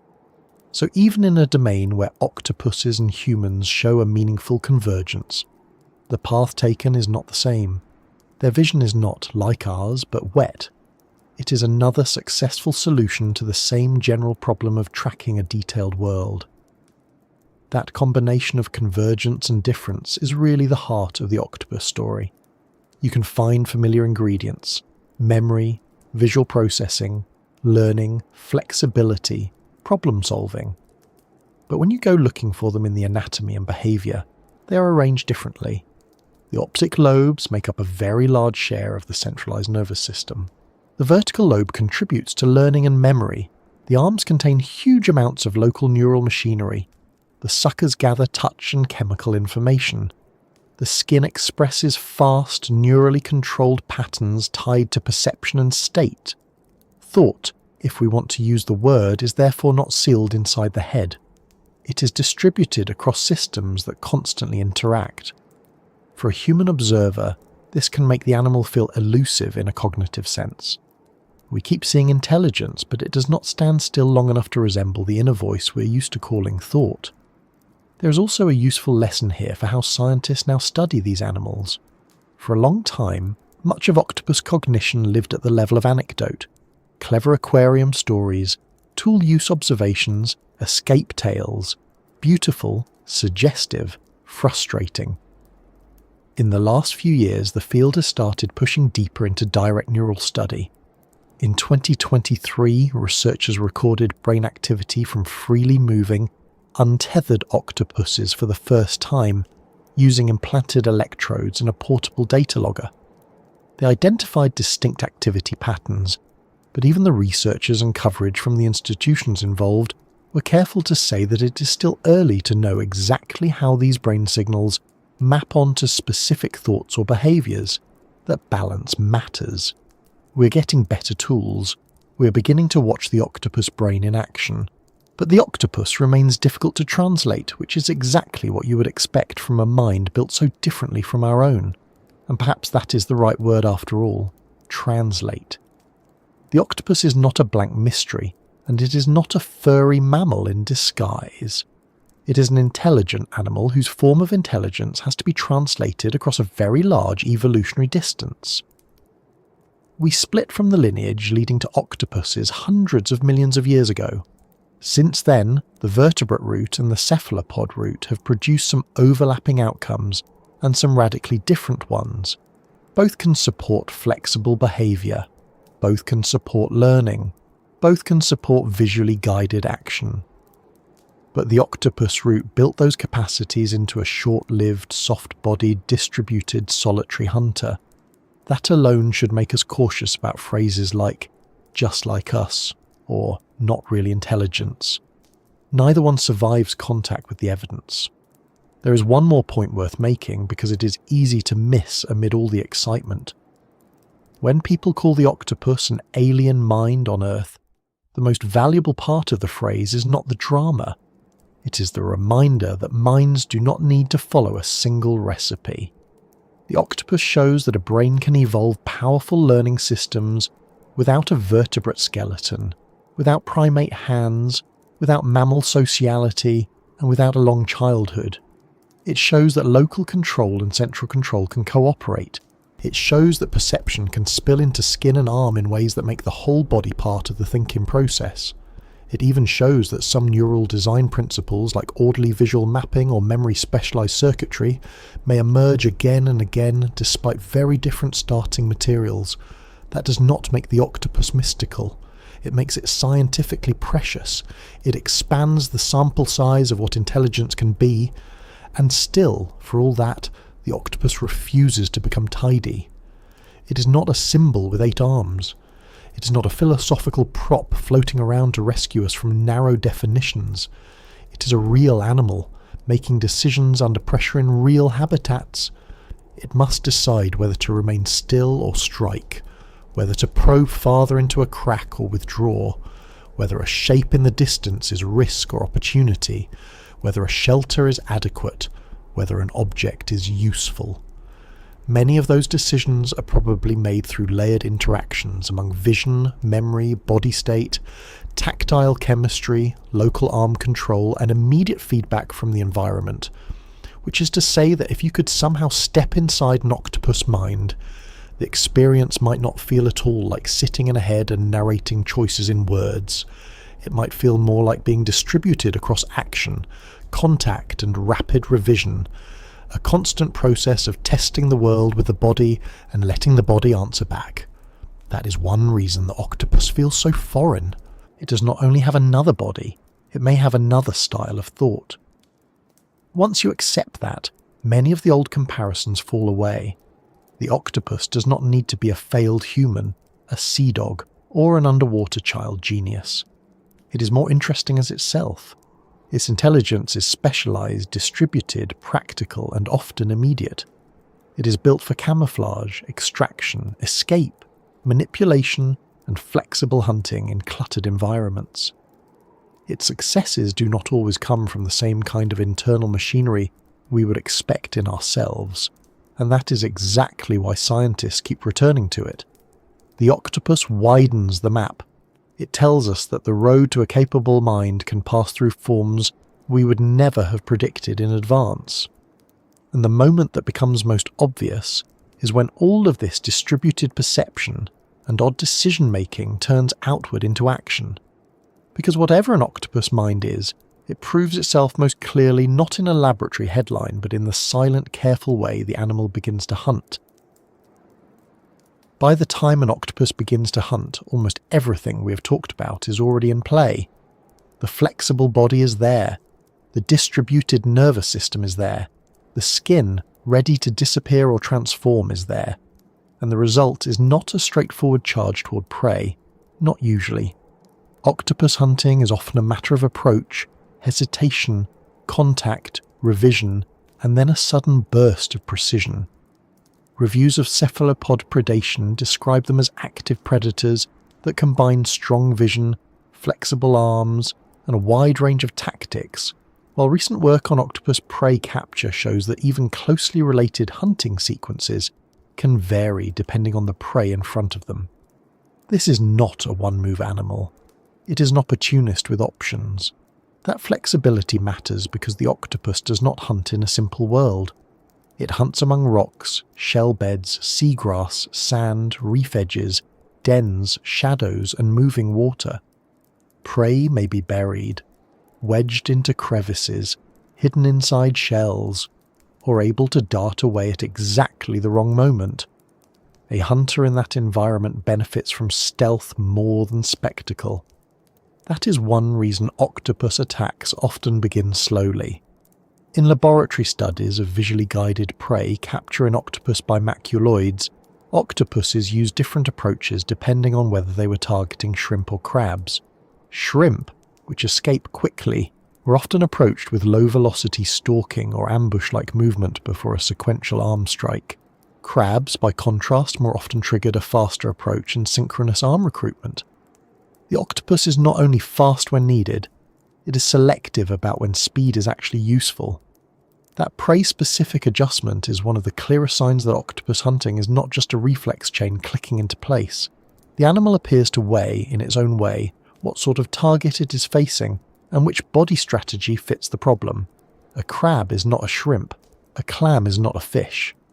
Something buried in the substrate is not handled the same way as something swimming in open water. In a 2023 study of prey-dependent feeding behaviour in a kelp forest octopus, prey type changed timing, attack kinematics, and the kind of attack used. Clam trials involve slower attack speed, longer handling, and longer decision phases than crab trials. That difference is easy to understand once you remember what each meal asks of the animal. One prey item must be reached and subdued quickly. Another must be manipulated, opened, or chemically defeated. Hunting here is not a single act. It is a sequence tailored to material difficulty. This is also where the octopus begins to feel especially quiet as a predator. It does not usually advertise pursuit with a body built for long-distance chase. Even when it moves quickly, it often does so in short, tactical bursts rather than in a dramatic, sustained sprint. Much of the time, the hunt depends on getting close without causing alarm. Camouflage helps, of course, but so does the basic nature of the body. A soft animal can hug the ground, flow around obstacles, compress itself against structure, and reduce the neat, easily recognised outline that many predators and prey are primed to notice. Dynamic skin patterning is used in camouflage and reflects how cephalopods pass the world around them, which means the octopus can combine movement with concealment rather than being forced to choose one or the other. The silence of the hunt is therefore not only acoustic, it is visual. The body tries not to register as a threat until the last useful moment. Then comes contact, and for an octopus, contact is not a minor event. It is the point where information becomes grip, arms reach, suckers attach, chemistry and touch arrive together. Earlier we talked about the suckers as sensoromotor structures rather than simple grips, and hunting is where that design pays for itself. Once prey is within reach, the octopus does not rely on a single mouth-first bite the way many vertebrate predators do. It can surround, test, pin, regrip, and reposition. That matters especially when prey is armoured, struggling, slippery, or partly hidden. The body does not just seize, it negotiates the capture in real time. Studies of visually evoked prey capture show that octopuses actively choose which arms to recruit and often favour adjacent arms, effectively reducing the complexity of control while still taking advantage of eight-limbed flexibility. The hunt looks fluid because the animal has ways of simplifying what would otherwise be a monstrous motor problem. There is a small but wonderful detail in that research. Among the arms, the second arm was found to be especially dominant in goal-directed, monocularly driven prey capture. That does not mean the octopus has a favourite hand in the human sense, and certainly not that the other 7 are loafing. It means there is enough functional specialisation in the system that even an animal famous for equipotential limbs shows repeatable bias in how it carries out certain attacks. That is a reminder that the octopus body is not only flexible, it is organised. The arms are available for many roles, but not every role is always distributed equally. Hunting does not dissolve into 8 random grabs. It has structure, preference, and prey-specific coordination. The prey, of course, is not always willing to cooperate by being soft and convenient. Much of what octopuses eat is exactly the sort of food another predator might consider more trouble than it is worth. Crabs come with claws and armour, bivalves come sealed, snails retreat behind hard spirals. Yet octopuses are exceptionally good at turning these annoyances into dinner. Studies on Octopus vulgaris handling bivalves show that they use more than one technique. They may pull shells apart with force, and when that proves inefficient, they may switch to drilling. Other feeding studies likewise note that drilling takes longer, but can cost less energy than a vigorous pulling strategy. This is a predator that can choose between brute force and patient penetration, not because it has read a manual on optimization, but because evolution shaped a hunter that can change method when one route fails. The drilling itself is one of those details that can sound slightly unbelievable until you realise how often octopuses have been observed doing versions of it. To gain access to hard-shelled prey, octopuses may drill a small hole and inject saliva from the posterior salivary glands. That saliva is not just digestive fluid. Research on octopus maya describes it as a venomous secretion with two major functions: paralysis and predigestion. It contains compounds that help immobilize prey and enzymes that begin breaking tissues down. In practical terms, the octopus can avoid a wasteful wrestling match by applying chemistry where leverage is poor. It is not only strong and flexible, it is armed with a toolkit that includes force, manipulation, and biochemical shortcut. That is a very elegant way to deal with an armoured meal. What makes this especially impressive is that the octopus does not use the same tactic automatically. Prey handling studies have long emphasised that octopuses shift methods depending on prey type, prey size, and whether pulling is likely to work. If force opens the shell, fine. If it does not, drilling may follow. That ability to alter the route to the same goal is one reason octopus hunting feels more like problem solving than mere attack. The animal is not only trying to catch prey, it is trying to extract value from difficult packages in a world full of biological packaging designed, quite rudely, to resist extraction. Octopus predation is therefore often less like the lunge of a cat and more like the judgment of a burglar who also happens to be made of muscle and camouflage. And yet, for all this patience and manipulation, there is nothing hesitant about the final commitment when the moment arrives. Once prey is within the right range, the octopus can strike with startling speed. The same research that found prey-specific arm recruitment also found distinct patterns of coordination for different prey, including synchronous strikes for crabs and sequential swaying recruitment for shrimp. That tells us the attack is not one generic pounce translated across all situations. The octopus can tune the style of its own movement to the expected escape strategy of the prey. In other words, part of the hunt is not simply what the octopus can do, but what it expects the other animal to try. That is an impressive level of fit between predator and target, even if we describe it cautiously in behavioural rather than human mental terms. It is also worth noting that some octopus hunting is not just about seizing what is in front of them, but about restructuring the immediate scene. They probe holes, they turn over debris, they reach under rocks, they work through clutter rather than waiting passively for prey to stroll into view. Reviews of cephalopod predation emphasise the importance of flexible foraging and extractive behaviour, and that phrase matters. Extractive foraging means the meal is often hidden inside something, under something, or behind something. The hunter must reveal it first. That suits an animal with 8 exploratory arms much better than it suits a predator designed mainly for pursuit in open water. The octopus is not only a catcher, it is an uncoverer, and the ocean floor is full of things worth uncovering if you have the patience and body plan for it.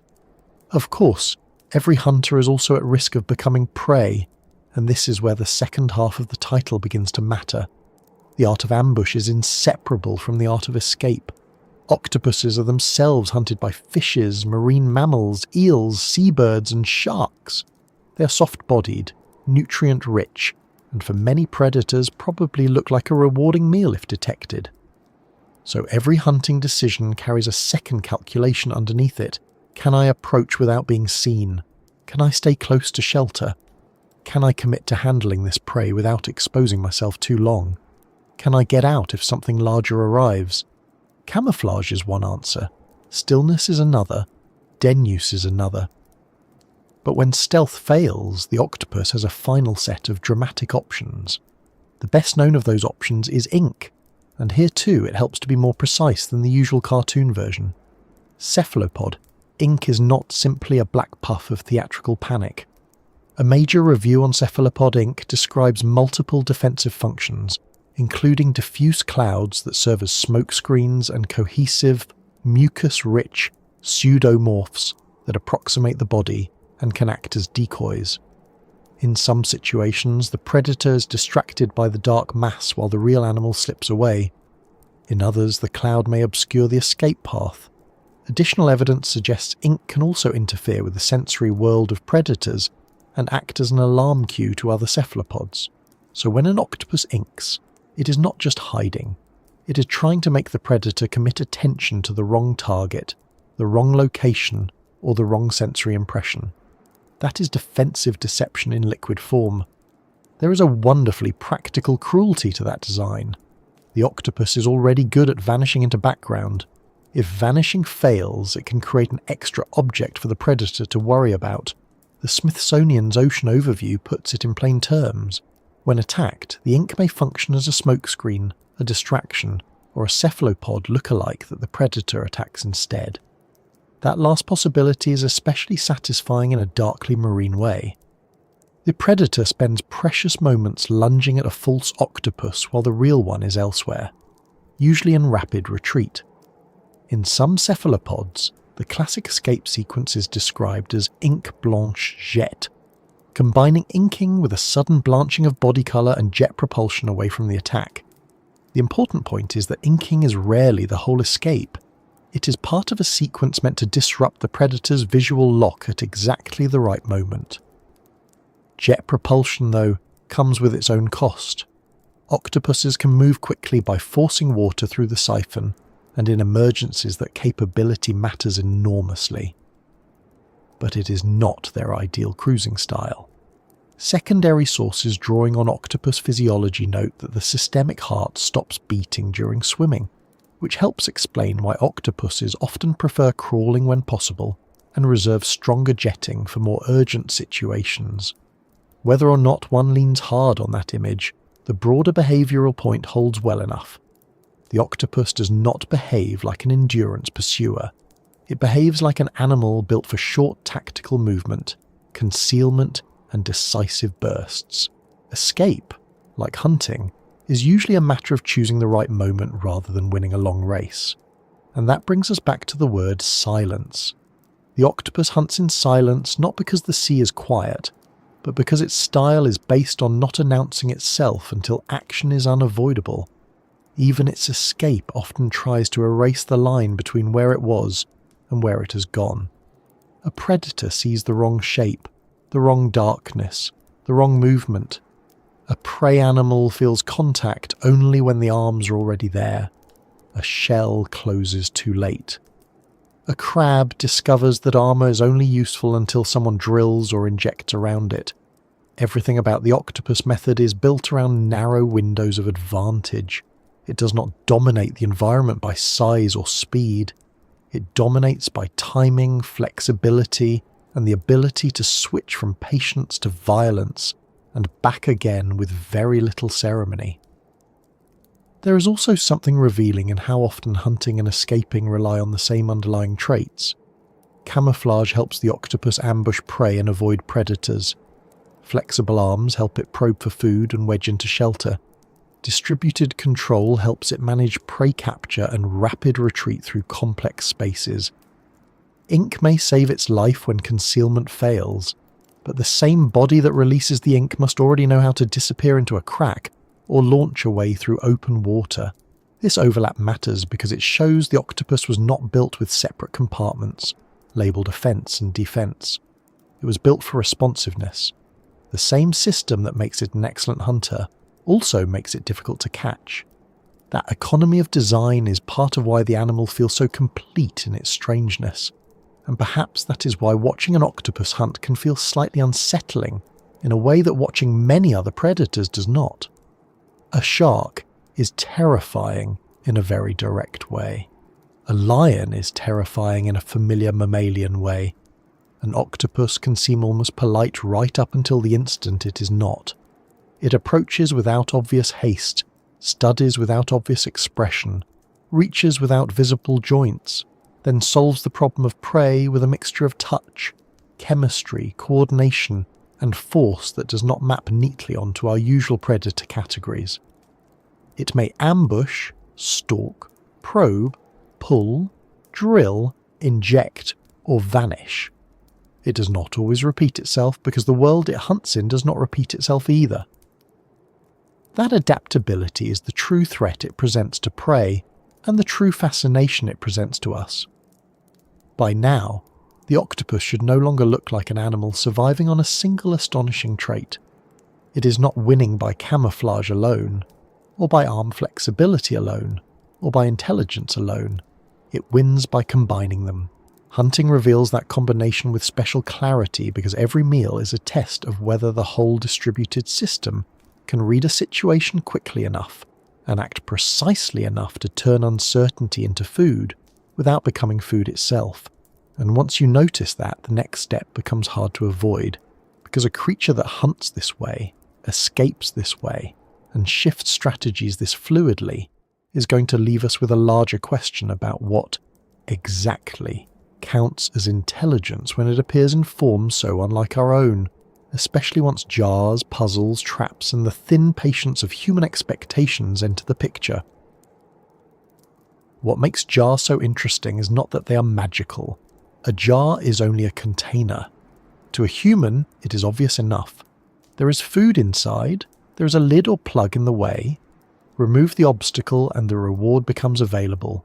But for an octopus, a jar becomes something much more revealing. It becomes a clean little argument against the old idea that this animal is only a bundle of instincts dressed in excellent camouflage. When Graziano Fioriso and colleagues tested Octopus vulgaris with transparent glass jars closed by a plastic plug and containing live crabs, the animals learned to remove the plug and seize the prey, and the number of unsuccessful attacks dropped across trials. That result mattered because it showed not only persistence but improvement. The octopus was not just throwing arms at a problem until the sea felt sorry for it. It was getting better at a task that required manipulating an obstacle to reach a goal. That distinction is important. Animals can do very impressive things through evolved action patterns alone. A spider building a web is impressive. A beaver building a dam is impressive. A bird weaving a nest is impressive. But when an octopus confronts a novel container, explores it, alters its own behaviour across repeated trials, and reaches the food more efficiently with experience, we start to see something more flexible. The cognition review literature is careful here. Cephalopods are widely regarded as the most cognitively advanced invertebrates, and there is strong evidence for advanced perception, learning, memory, and problem solving. At the same time, recent reviews emphasize that not every striking behavior should be taken as proof of human-like reasoning or foresight. The real scientific value lies in showing that octopuses can adjust behavior in context, learn from outcomes, and solve new practical problems, even if the underlying mechanisms are not identical to ours. A jar, in other words, is not a circus prop. It is a way of asking a blunt question. Can this animal deal with a barrier it did not evolve alongside? Can it treat a transparent obstacle as something separate from the prey beyond it? Can it alter its own movements when the first attempt fails? That is why jar opening remains such a durable image in the octopus story. It gives us a neat, almost domestic version of the same problem the animal faces in the wild all the time. A shell, a crevice, a den entrance, a crab tucked under rock, a clam sealed shut. Much of octopus life is extractive. Food is often behind something, inside something, or attached to something. So when an octopus opens a jar, it is not showing off an alien party trick. It is demonstrating, in a human-made setting, the sort of flexible obstacle removal skill that makes sense for a predator built to uncover and manipulate hidden meals. Still, jars are only one window into the problem. Puzzle boxes push the point further because they can vary in complexity and allow researchers to compare individuals. A 2023 study on Octopus vulgaris found clear inter-individual differences in behavioural style and problem-solving performance. Octopuses that were more inclined to approach novel objects tended to approach the puzzle box faster and were more likely to solve it, but they were not always the quickest at reaching the solution. In fact, the study suggested that an excessive attraction to novelty could slow efficiency once the real work began. That's a lovely result because it gives the animal texture. It tells us that success is not just a species-wide smart switch turned on in every member. Different octopuses approach the same problem differently, and those differences matter. This should make us pause. because individuality is one of the things that always complicates our relationship with intelligence.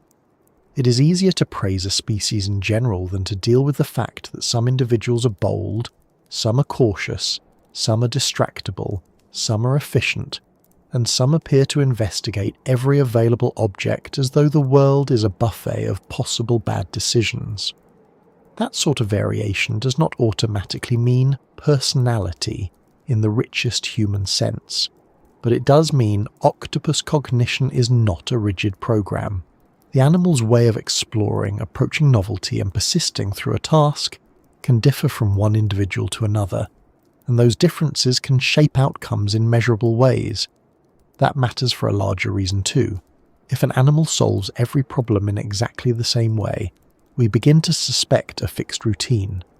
If members of the same species vary in how they engage with a problem, we get a different picture. We start to imagine not just a set of species-level capacities, but an animal whose behaviour emerges from the interaction of its nervous system, experience, internal state, and individual style. That picture fits the octopus much better. It is not merely capable of solving obstacles, it is capable of doing so with a degree of behavioural individuality that makes the scientific story both stronger and more difficult. Stronger because the animal looks less mechanical. More difficult because no single demonstration settles the full question of what kind of cognition is involved. And then there is the coconut shell story, which remains one of the most charmingly inconvenient pieces of evidence in all of animal cognition. In 2009, researchers reported repeated observations of veined octopuses carrying coconut shell halves across the seafloor and later assembling them into a shelter only when needed. While being carried, the shells offered no immediate protection and forced the octopus into an awkward, elevated, stilt-walking style of locomotion. That detail is important. The shells were not simply being occupied the way a hermit crab occupies one shell as home. They were being transported for later use. That is why the authors described the behaviour as defensive tool use. The octopus accepted a temporary cost in order to keep a useful object for future protection. You can see why this caught everyone's attention. Tool use has long had a way of making humans feel both proud and nervous. Proud, because we like to think of tools as one of our signature moves. Nervous, because every time another animal joins the club, the entrance fee seems a little less exclusive. But here again, caution improves the story rather than weakening it. The coconut shell octopus does not need to be recast as a tiny philosopher of delayed gratification. The behaviour is already extraordinary. Carrying an object that is not useful at the moment, in order to assemble it later into protection, is a strong sign of flexible object use and context-sensitive planning in action, even if we remain careful about how much inner narrative we attribute to the animal. The point is not that the octopus thinks like us. The point is that it can solve a future shelter problem with portable materials in a way many animals never would. Once you notice that pattern, a lot of octopus behaviour starts to look less like random curiosity and more like a practical intelligence tuned to the hidden difficulties of the environment. An octopus is often dealing with containers, closures, narrow access points, movable barriers, and objects that can be repurposed. Shells can become shelter, rocks can block den entrances, jars can become food puzzles, nets, lids, seams, pipes, and tiny gaps can become escape routes. The world presents obstacles and materials. The octopus responds not just with force, but with manipulation. That may be the best single word for this whole cluster of behaviours: manipulation. The arms are not merely grabbing, they are inspecting, rotating, prying, carrying, arranging, and trying again. This is also where aquarium life becomes both scientifically useful and deeply revealing. Captive octopuses became famous as escape artists not because aquariums are poor at lids, although I'm sure some lids have regrets, but because an octopus in confinement turns the enclosure itself into a problem. A 2004 interspecific study of octopus escape behaviour, based on survey data from scientists and aquarists working with 25 described species, found that escape likelihood is species-specific and significant enough to be a real husbandry and welfare issue. In other words, escape is not just a collection of funny stories told by keepers who looked away at the wrong moment. It is common and important enough to study across species. That same point comes through in more recent husbandry work. A 2021 study testing different escape-proof tank designs for Octopus cyanea found that some containment approaches failed because the animals managed to insert arms into small gaps between nets and rails, and that changes in tank rim design affected escape outcomes. This is such a typically octopus sentence. The problem was not merely that the octopus was strong, it was that it noticed the vulnerable place in the system and used a body designed to exploit exactly that sort of weakness. A rigid animal sees a barrier. A soft, distributed, exploratory animal sees a question. Is there a gap? Is it wide enough? Can one arm fit? If one arm fits, can the rest follow? The octopus does not need to sit down and sketch blueprints. Its body is already specialized for interrogating boundaries. That is why great escapes are so revealing. They are not merely evidence that octopuses dislike captivity, though many probably do find barren environments deeply unstimulating. They are also evidence that the octopus treats containment as a manipulable problem. A crack is not a wall if the beak can pass. A lid is not secure if leverage exists. A net is not complete if one corner leaves a root. The body helps the animal test all of these possibilities, but the persistence and flexibility matter too. Escape behavior combines exploration, force, sensory discrimination, and local adjustment. That combination is precisely what makes scientists take octopus cognition seriously. Of course, one could still object that escape and jar opening are only forms of trial and error. In some cases, that is surely part of the process. The octopus does not need to hold a human-style verbal plan in mind for the behavior to count as cognitively interesting. Trial and error is not an insult when it is efficient, adaptable, and sensitive to structure. More importantly, the evidence does not stop at blind persistence. In the classic jar studies, unsuccessful attacks decreased across trials. In puzzle box work, individuals differed systematically in approach, exploration, and success. In coconut shell transport, the object was carried before its protective use was realized. None of that proves abstract reasoning in the grandest sense, but together it strongly suggests an animal that can learn contingencies, alter tactics, and use objects in ways that go beyond fixed routines. There is also a temptation to bring in the old observational learning studies here, because they are famous and because the image is irresistible. In a 1992 science paper, untrained Octopus vulgaris reportedly learned a visual discrimination task after watching trained demonstrators, and then chose the same object the demonstrators had learned to select. That study became one of the most discussed findings in cephalopod cognition, because observational learning is often treated as a marker of more sophisticated information use. Yet more recent reviews treat the topic with some caution, noting that many claims about advanced cognition in cephalopods, including certain social learning style interpretations, remain debated and require stronger replication. That balance is worth keeping. The original result is striking. The broader literature now encourages restraint before building too much on it. That restraint is not disappointing. In fact, it makes the whole subject more interesting, because the octopus does not need inflated claims to remain extraordinary. It already opens containers, solves prey access problems, manipulates novel objects, carries future shelter material, and exploits weaknesses in enclosures. It already shows learning, memory, and individual variation in problem-solving style.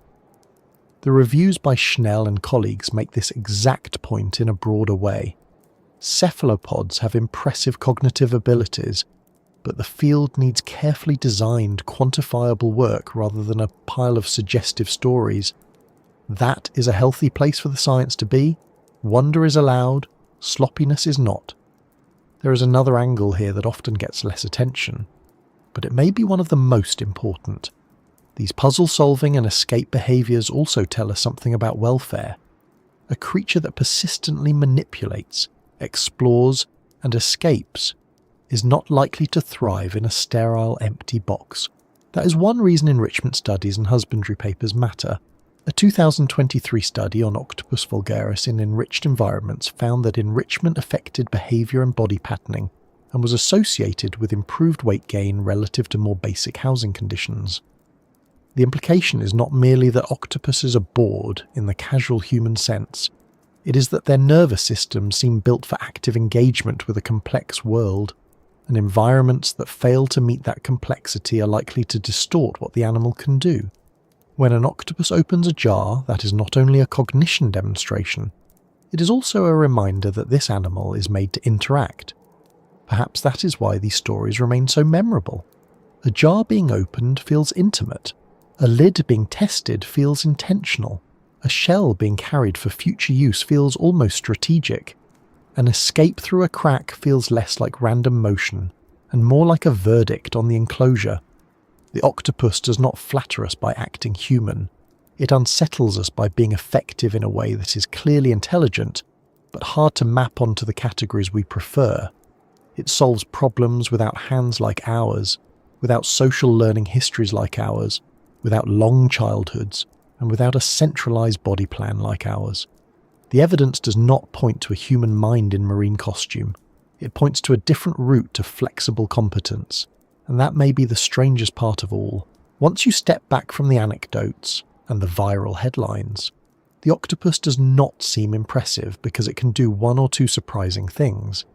It seems impressive because the same kind of flexibility appears across many contexts. It can remove obstacles to food. It can carry and assemble shelter materials. It can adapt problem-solving behaviour across individuals and tasks. It can exploit design flaws in tanks and lids. It can turn the human urge to contain, test, and classify into one more environment to be explored and, when possible, escaped. There is a consistency to that pattern. A strange intelligence is not strange because it is chaotic. It is strange because it is coherent in a form we did not expect. Still, even with all of that laid out, one caution remains worth carrying forward. Intelligence does not become clearer just because the behaviour is charming. An octopus unscrewing a lid is compelling, but the real scientific question is always deeper. What cognitive processes produce that success? Is it associative learning? Is it object exploration guided by tactile and chemical feedback? Is it flexible motor control combined with memory of prior attempts? Is it sometimes a form of planning or means-end behaviour stronger than we once allowed? The current literature supports some of these more confidently than others. What it does not support anymore is the old comforting idea that a mind has to look like ours before it counts. And that is where the next complication arrives, because once we stop measuring octopus intelligence against human likeness alone, we have to ask a harder question about whether comparison itself has been leading us astray from the start. The trouble begins the moment we decide that the best way to understand an octopus is to ask how much it resembles us. That sounds reasonable at first. Humans are the only minds we know from the inside, so of course, we reach for our own experience when we try to recognise intelligence elsewhere. We look for planning that feels familiar, curiosity that looks like ours, memory that behaves the way we expect, and social cues we can read without too much strain. But the octopus is exactly the wrong animal for that habit. It evolved a large and complex nervous system independently of vertebrates, with a body, sensory world, and control architecture that differ radically from ours. Reviews on embodied cognitive evolution make this point very sharply. Projecting the properties of our own minds into the bodies and brains of other species is often uninformative, and cephalopods are a prime example of why. Part of the problem is emotional before it is scientific. We trust intelligence more readily when it arrives in a body we already understand. A face looking forward helps, hands help, social signals help. Mammals have been benefiting from this public relations advantage for quite a while. An octopus does not help us in any of these ways. It does not smile. It does not point. It does not live in the kind of obvious social world that lets us watch alliances, teaching, or status unfold in familiar patterns. It is mostly solitary and relatively short-lived compared with many vertebrates that dominate conversations about animal intelligence. That alone can tempt us into two errors at once. We either underestimate it because it does not perform mind in our preferred costume, or we overcompensate and start reading every unusual behaviour as if a human-like thinker must be hiding in there somewhere. Neither move really respects the animal. That is why the word comparison can become so slippery. Comparison is useful when it helps us notice convergences or differences. It becomes a trap when it turns into a ranking system built around human likeness. The 2025 review on embodied cognitive evolution argues that cephalopods should not simply be squeezed into the same theoretical frameworks developed for vertebrates because their bodily flexibility, sensory motor control, and distributed neural organization are not side details. They are central to what cognition is in those animals. The review goes further and says that although we may describe certain octopus behaviors as intelligent, we should not slide from that description into the assumption that the underlying processes are therefore similar to ours. That is one of the most important corrections in this whole story. Similar performance does not guarantee similar machinery. A solution can converge without the mind behind it being built the same way. And this is where octopuses become scientifically precious. They let us ask whether intelligence is one narrow thing with one ideal architecture, or whether it is better understood as a family of capacities that can be built in very different ways. The octopus has a centralized brain, yes, but also a great deal of neural processing distributed into the arms. Its body has near infinite degrees of freedom compared with our jointed limbs.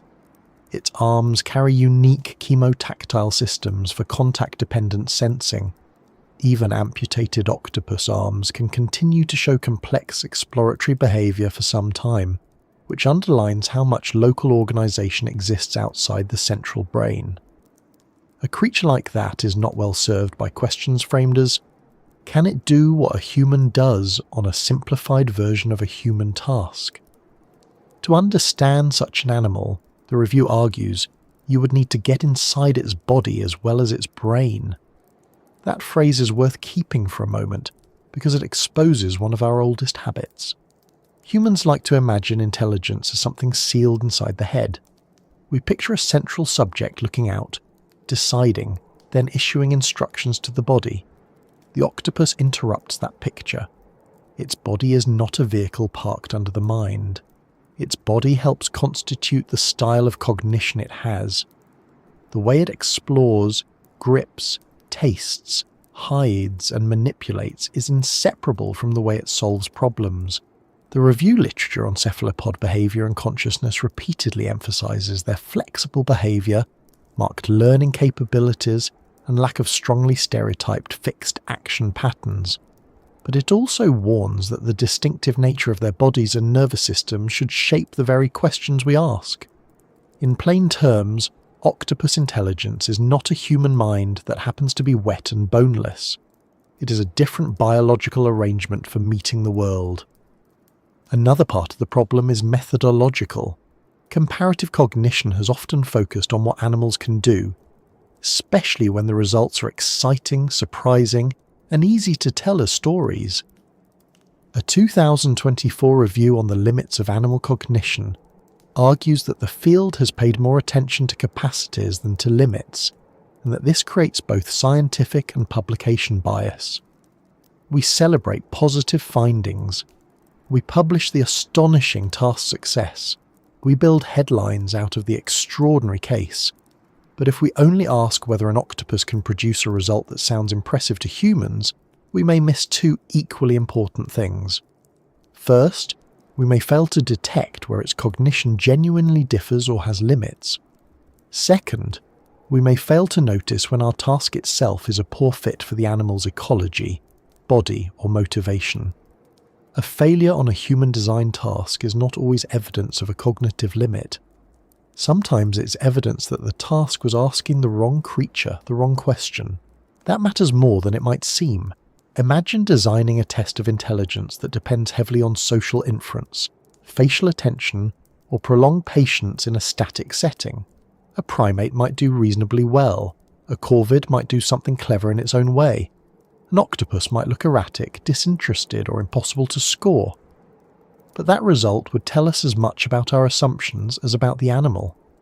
Octopuses evolved in environments where flexible foraging, local exploration, camouflage, rapid response, and bodily manipulation mattered constantly. Their cognition is adapted to interaction with textured, uncertain habitats full of crevices, shells, prey, and danger, not to pleasing a committee of human psychologists with an especially tidy performance. The distinctive ecological and life history context of cephalopods, including their mostly solitary lives and short lifespans, should make us pause before applying the usual interpretive frameworks wholesale.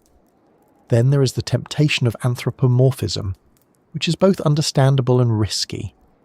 Octopuses are so strange, so flexible, and so visibly effective that we often reach for human language just to keep up. We say they are curious, mischievous, playful, stubborn, secretive, even judgmental. Some of that language is harmless shorthand, and some philosophers of animal science have argued that anthropomorphism can be used responsibly if we do it with care. But cephalopod researchers have also warned that apparently complex cognitive tasks need solid neural and behavioural grounding before anthropomorphic speculation runs away with the story. The Connectum work on squid brain organisation makes that point directly, cautioning against misconceptions that arise when we leap too quickly from impressive behaviour to familiar mental categories. The octopus is interesting enough without being translated into a little underwater person. The opposite mistake is just as serious. Some people hear those warnings and decide the safe move is to strip the octopus down to reflexes, learning rules, and stimulus-response loops until nothing surprising remains. That is not a neutral correction. It is another form of bias. Reviews on cephalopod behaviour stress that these animals challenge assumptions about the limits of invertebrate cognition, and, in some cases, display capabilities that equal or exceed those of certain vertebrates. Their learning, behavioural flexibility, and inter-individual differences are well enough documented that the old picture of octopuses as mere automatons no longer survives contact with the evidence. The point is not to choose between sentimental exaggeration and clinical dismissal. The point is to recognise that an animal may be genuinely sophisticated while still being sophisticated in ways that do not mirror our own. There is also a deeper philosophical snag here. Humans often treat intelligence as if it were one scale, with simpler and more complex minds arranged in a pleasing line. The 2025 Embodied Cognition Review pushes back strongly against that style of thinking, arguing that cognitive traits cannot really be species neutral because they have distinct phylogenetic histories tied to the evolution of bodies and nervous systems. That means intelligence may not be one staircase at all. It may be a landscape. Different lineages solve different adaptive problems with different kinds of hardware, and some of the things we like to measure most may be artifacts of our own place on that landscape. Octopuses make this particularly obvious, because they combine elaborate nervous systems and flexible behaviour with a body plan so unlike ours that familiar categories begin to wobble. Their differences are not obstacles to explanation. They are part of the explanation. This is why the comparison to small mammals, while common, is both useful and dangerous. It is useful because it shocks people into noticing that an invertebrate can display a level of behavioural complexity they might otherwise reserve for vertebrates. The 2022 work on comparative brain structure in octopus openly notes that octopod cognition is often said to approach that of some small mammals, but the same paper also warns that the current push toward comparisons of cognitive abilities is often rooted in unashamed anthropomorphism, and argues that brain structure evidence should provide a firmer grounding for the discussion. In other words, the comparison can open the door, but it cannot be the whole house. Say small mammal-like too often, and you start looking for the wrong kind of sociality, the wrong kind of developmental story, and the wrong kind of internal architecture. You also risk flattening what is most original about the cephalopod route, and the cephalopod route really is original. The same 2022 comparative brain study found that octopus neuroanatomy varies with habitat and lifestyle, with differences in optic lobe organization and central nervous system structure linked to ecological niche and behavior. That should caution us against speaking of the octopus mind as though there were one fixed model floating through the lineage unchanged. Even within octopods, ecology matters. Diurnal reef life, nocturnal habits, social versus solitary tendencies, and deep-sea existence leave their marks on the nervous system. So if one compares octopuses to humans too quickly, one may miss not only the distance between cephalopods and vertebrates, but also the variation within cephalopods themselves. The animal keeps resisting simplification at every level. There is something else our comparisons tend to hide, and it has to do with what we take to be impressive. Humans are impressed by language, symbolic thought, imitation, delayed gratification, self-recognition in mirrors, and explicit social reasoning. Those are not irrational preferences. They matter deeply to our own kind. But the octopus reminds us that other forms of cognitive success may be built around different priorities entirely. High-resolution body control, context-sensitive camouflage, extractive foraging, local decision-making through touch, and distributed control across limbs. If we only admire the forms of cognition that line up neatly with our own, we are not actually studying intelligence in general. We are studying reflections of ourselves. The octopus is valuable precisely because it disrupts that comfort and forces a broader biological view. So the real problem with comparing octopus minds to human minds is not that comparison is forbidden. It is that lazy comparison can become a filter that removes the animal before we ever see it clearly. We either award points for resemblance or subtract points for difference. We ask whether it has our kind of planning, our kind of sociality, our kind of inner life, our kind of problem solving. But the better question is not, how human is the octopus? The better question is, what sort of intelligence becomes possible when evolution builds a large flexible nervous system inside a soft body with distributed control, extraordinary sensory skin, and a mostly solitary life in a dangerous marine world? Once you ask that, the octopus stops being an odd version of us and becomes what it really is, an independent experiment in building a mind. And once that shift happens, another door opens. If the octopus should not be forced into human categories, then we also should not talk about it as if it simply wandered off the standard animal path by accident. Its strangeness is historical. Its body, brain, and behaviour come from a very long evolutionary detour, one that split from our own so far back that almost everything had to be solved again under different conditions.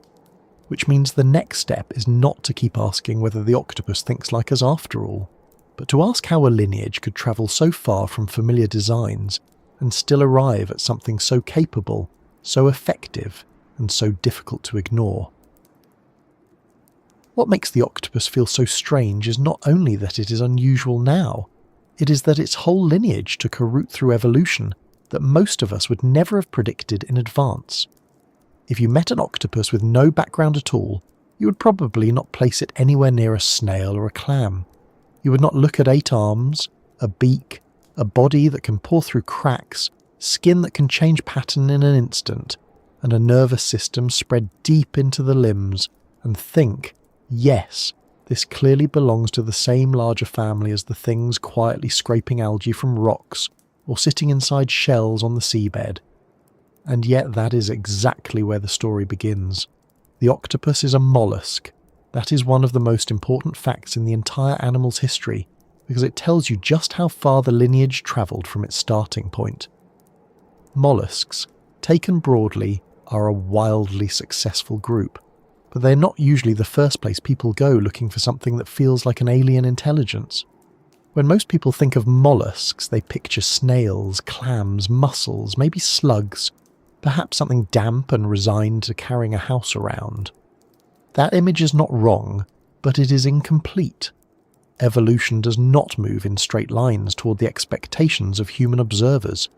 The same broader branch of life that produced shelled grazers and buried filter feeders also produced cephalopods, and cephalopods did something remarkable. They turned the basic molluscan plan inside out, or at least so thoroughly redesigned it that the family resemblance became very difficult to spot without help. A very long time ago, the ancestors of cephalopods were more obviously shell-bearing animals. In fact, the shell is one of the keys to understanding how dramatic the later transformation really was. Early cephalopods were not soft-bodied escape artists living by camouflage and fast local decisions. They were more visibly armoured. The modern nautilus still preserves part of that old arrangement. It carries an external shell, and when you look at it, you get a faint glimpse of the road not taken by octopuses. If evolution had stayed closer to that template, the octopus as we know it would never have appeared. There would be no body slipping through bottleneck openings, no fluid limbs wrapping around prey from all directions, no entire life built around concealment, improvisation, and shape-shifting freedom. The shell would have made certain things safer, but it also would have made many later possibilities impossible. This is where the detour begins to matter.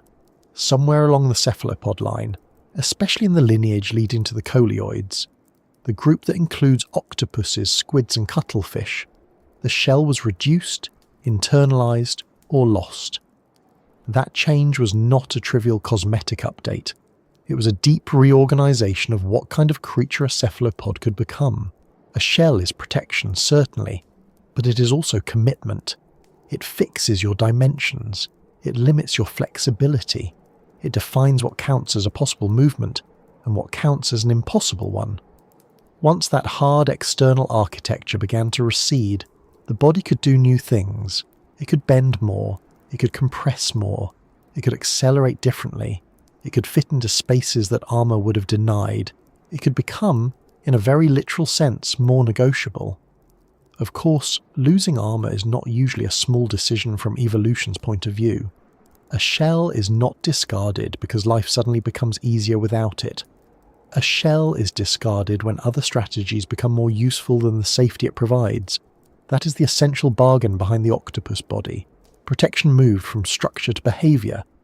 Instead of withdrawing into a portable fortress, the animal increasingly survived through sensing, hiding, fleeing, manipulating, and not being where danger expected it to be. The shell gave one kind of safety. Shell loss opened the door to many others, but only if the rest of the organism changed with it. And that is exactly what happened. Once the external shell stopped being the centre of survival, other systems had to become much better. Movement had to improve, sensory systems had to improve, the body had to become more capable of fine control, the skin had to do more work, the arms had to become more than simple appendages, the nervous system had to cope with a body that was now soft, flexible, exposed, and operating in an environment where being seen at the wrong time could end everything quickly. The result was not a half-finished mollusk missing its protective casing. The result was a new style of animal built around responsiveness. That word keeps returning for a reason. The octopus did not become unusual by adding random features one after another. It became unusual because each major change made sense in relation to the others. A softer body becomes more useful if it can fit into crevices. Crevice living becomes more useful if the arms can explore them thoroughly. Exploration becomes more useful if the suckers can gather touch and chemical information at once. A vulnerable body becomes more viable if the skin can camouflage it instantly. Camouflage becomes more powerful if the animal has excellent vision. All of this becomes more effective if the nervous system can distribute control rather than trying to micromanage every event from one central point. What looks to us like an astonishing pile of oddities begins to look, from an evolutionary perspective, like a coherent package. That package is one reason octopuses feel so far removed from us, even though we and they are both products of the same planet. The split between the lineage that led to vertebrates like us and the lineage that led to cephalopods happened so deep in evolutionary time that almost everything familiar had to be solved independently. eyes, nervous complexity, predatory behavior, flexible problem solving, rich sensory integration, all of that unfolded on a separate route. This is why people speak of convergence when they talk about octopuses. Some of the outcomes can look surprisingly familiar. A camera-like eye, for example, evolved in both vertebrates and cephalopods, but not because one copied the other. The similarity reflects the fact that evolution can arrive at comparable solutions when faced with comparable problems, even if the historical path and underlying architecture are very different. That is one of the most important corrections to make when talking about octopus evolution. The octopus is not strange because it violates evolution. It is strange because it demonstrates how open-ended evolution really is. Given enough time, enough pressure, and the right ecological opportunities, a lineage that begins among mollusks can produce something that feels almost detached from the rest of its relatives, and yet every step remains connected. The beak makes more sense when you remember that a shell-bearing ancestor once existed. The soft body makes more sense when you remember what was lost. The flexible arms make more sense when you imagine the opportunities that opened once rigid housing no longer defined the animal. The intelligence makes more sense when you see how much had to be managed by behavior instead of armor. It also helps to remember that octopuses did not become unusual in a vacuum. They evolved in oceans full of competition, predation, and complexity. Reef environments, rocky seabeds, sandy bottoms, kelp forests, and deep water habitats all present a huge range of pressures. Food hides, predators search, shelter can be scarce, light changes with depth, substrate, and water movement. Any animal trying to survive there without a shell needs to be very good at living moment by moment. That kind of world rewards flexibility. It rewards a body that can adapt quickly instead of relying on one fixed defense. It rewards animals that can probe, squeeze, disguise, and improvise. That is one reason cephalopods in general and octopuses in particular are often described as having taken an evolutionary shortcut to complexity. That phrase can be a little misleading if it sounds like the process was easy or rushed. Nothing about this was easy. But there is something unusual about the fact that octopuses evolved large brains and impressive behavioural flexibility without following the same broad life history patterns we often associate with intelligence in vertebrates. They do not have long childhoods in the mammalian style. They do not live in the kind of stable, multi-generational social groups that often dominate discussions of cognitive evolution in birds and mammals. Many species are short-lived and largely solitary. Yet the demands of hunting, hiding, manipulating the environment, and surviving without armour created strong pressure for a very capable animal all the same. That is what makes the octopus route feel like a detour. It reaches a destination we recognise, namely a creature capable of flexible, impressive behaviour. But it gets there by roads we are less used to travelling. The usual story humans tell about intelligence often leans heavily on social living, group coordination, alliance management, communication, prolonged parental care, learning from others. These are all powerful drivers in many vertebrate lines. The octopus complicates that story. It suggests that there are other ways to build a demanding mind. Not necessarily the same kind of mind, and certainly not one arranged like ours, but a mind that is still rich, adaptive, and effective. There is also something important in the timing of octopus life. A short lifespan changes the stakes of evolution. An animal that lives briefly cannot afford years of slow development followed by decades of social refinement. Much of what matters has to happen fast. Bodies mature. Hunting must become effective. Reproductive effort is intense. In many octopuses, life is not a long accumulation of experience over many peaceful seasons. It is compressed, urgent, and costly. That compression may partly explain why so much of the octopus body is built for high performance from the start. The skin is not decorative. The arms are not optional. The nervous system cannot be leisurely.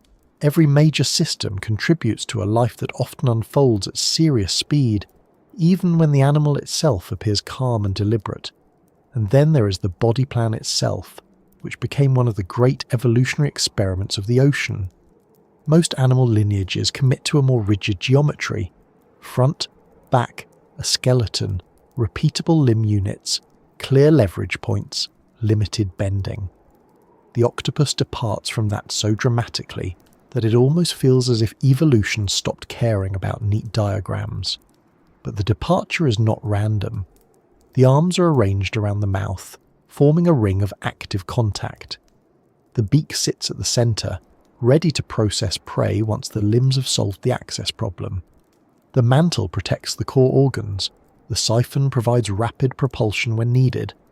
The eyes sit prominently, gathering visual information for camouflage, hunting, and escape. Everything is organised around a life that depends on dynamic interaction rather than passive defence. That body plan also helps explain why octopuses and their relatives became such effective predators. A shell-bearing mollusk can survive by staying difficult to eat. An octopus survives partly by making other animals easier to eat. That shift from protected grazer or filter feeder toward active predation changes everything. Predators need information. They need coordination. They need tactics. They need a body capable of turning perception into action quickly and accurately. Once predation becomes central, a richer nervous system becomes much more valuable. Better vision becomes more valuable. More versatile limbs become more valuable. The octopus did not just lose a shell and become strange. It lost a shell and moved further into a predatory lifestyle that rewarded complexity at every turn. And complexity, once started, has a way of feeding further complexity. Better hunting makes more demanding prey worth pursuing. More demanding prey rewards better manipulation. Better manipulation rewards finer local control. Better local control rewards more neural investment in the limbs. Better concealment makes ambush more effective. Better ambush rewards more careful visual passing of the environment. At some point, the lineage stops looking like a mollusk that became a bit adventurous and starts looking like a self-reinforcing project in making behaviour do the work that armour once handled. This is also where the octopus diverges not only from most mollusks, but from many of its own cephalopod relatives. Squids kept an internal support structure and often moved further into open water lifestyles. Cuttlefish retained the cuttlebone and became masters of hovering camouflage and rapid pattern display. Nautiluses kept the external shell and remained closer to the older design. Octopuses, by contrast, took soft-bodied freedom to one of its most extreme conclusions. In them, shell reduction is not merely a historical detail, it becomes a defining condition of existence. Their entire style of being alive reflects it. That is why the octopus feels less like a variation on a theme and more like a deliberate break in the pattern. Its lineage embraced vulnerability and then compensated so thoroughly that the vulnerability became a source of power. Softness became access. Flexibility became stealth. Lack of armour became room for speed, camouflage, and distributed control. What might have been a disadvantage in one context became an opening for extraordinary innovation in another. Evolution does not think ahead, of course. It does not draft future masterpieces on oceanic blueprints. But selection can favour arrangements that, over time, produce results so coherent they almost look planned after the fact. This is one reason the old silly idea that octopuses must have come from somewhere else has always had a certain emotional appeal, even though it has no scientific basis. People say things like that because the animal feels discontinuous with the categories they know, but the real story is more impressive than any science fiction shortcut. The octopus is not an outsider to earthly life. It is a demonstration of how much possibility was already here. The evolutionary processes that produced fins, feathers, wings, claws, hooves, and primate hands also produced a soft-bodied mollusk with distributed intelligence, active camouflage, and arms that can taste what they touch. The octopus is not evidence that life on Earth is ordinary except for one intruder. It is evidence that Earth was capable of much stranger inventions than we once assumed. There is a humbling lesson in that. Humans often tell evolutionary stories as though familiar forms were somehow inevitable. There would be runners, swimmers, flyers, thinkers, builders, social strategists, and eventually us. But the octopus reminds us that there was nothing inevitable about intelligence arriving in one particular kind of body. Another route was always possible, a route with no bones, a route with no hands in the mammalian sense, a route with decentralized control and near-instant skin patterning, a route shaped by marine predation and shell loss rather than by life on land. We're used to treating our own lineage as a kind of standard model, but octopuses make the standard model look provincial. And still, it is important not to romanticize the detour too much. Evolution did not make octopuses perfect. Their route came with costs. Many are short-lived, most are solitary. Reproduction is often followed by death. Their intelligence, however impressive, exists inside a compressed and hazardous life. The body that can slip through cracks is also vulnerable to predators. The shell that was lost is still lost. Every gain has a shadow. That is another reason the octopus feels so intense as an animal. Its evolutionary success did not come by becoming invulnerable. It came by becoming astonishingly competent under pressure. Perhaps that is why scientists and philosophers keep returning to them. Octopuses widen the imaginable range of what a mind-bearing body can be. They also widen the imaginable range of what a mollusk can become. If you start with that plain fact that the octopus belongs to a group most people associate with shells, slowness, and simple body plans, then the full distance of the evolutionary detour becomes easier to appreciate. This lineage did not merely decorate itself with a few eccentric traits. It rebuilt the relationship between body, environment, and behavior so thoroughly that the result seems to stand at an angle to the rest of animal life. And once you see that history clearly, another point comes into focus. Scientists do not call the octopus an alien mind on Earth because they have run out of sensible words. They do it because the animal really does represent an independent experiment in how to build intelligence, perception, and control in a body unlike ours. The strangeness is not superficial. It is historical, anatomical, and evolutionary all at once, which is why the next step is not just to admire how odd octopuses became, but to ask why that oddness has made them so important to science in the first place.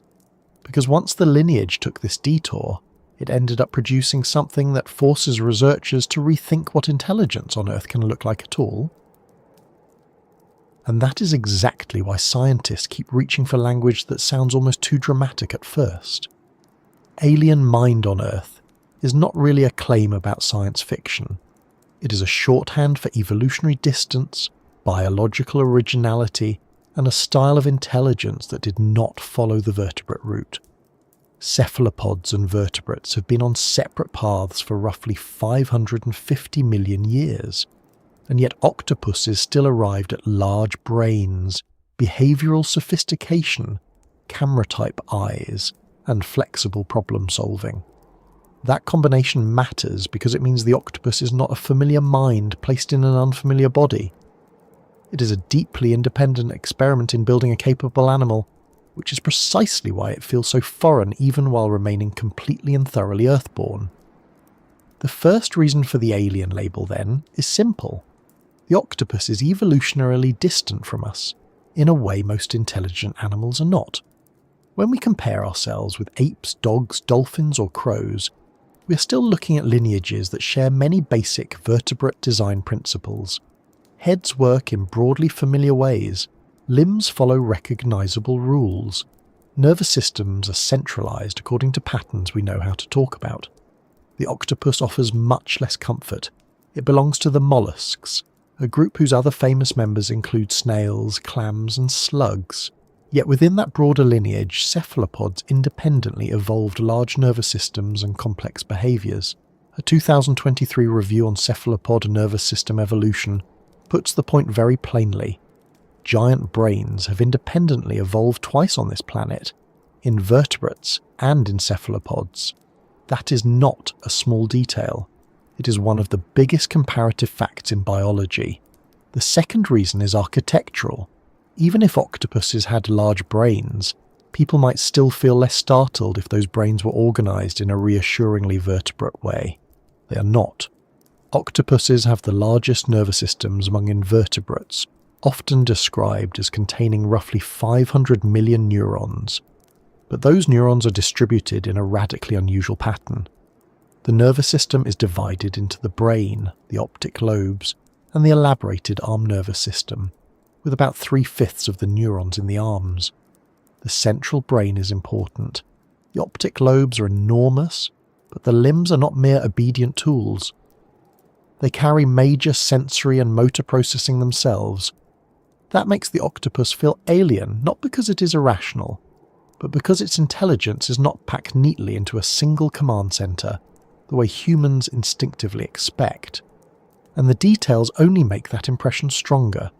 The same review notes that the brain, optic lobes, and arm nervous system are linked by only about 30,000 nerve fibres, which suggests that much sensory and motor processing is performed outside the central brain.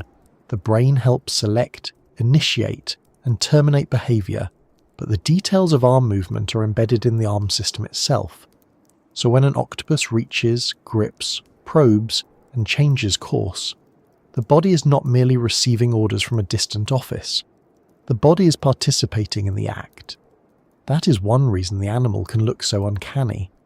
We are seeing control distributed across the organism rather than concentrated solely in the head, and our own intuition for what a mind should look like begins to wobble a little. The optic lobes add another layer to the picture.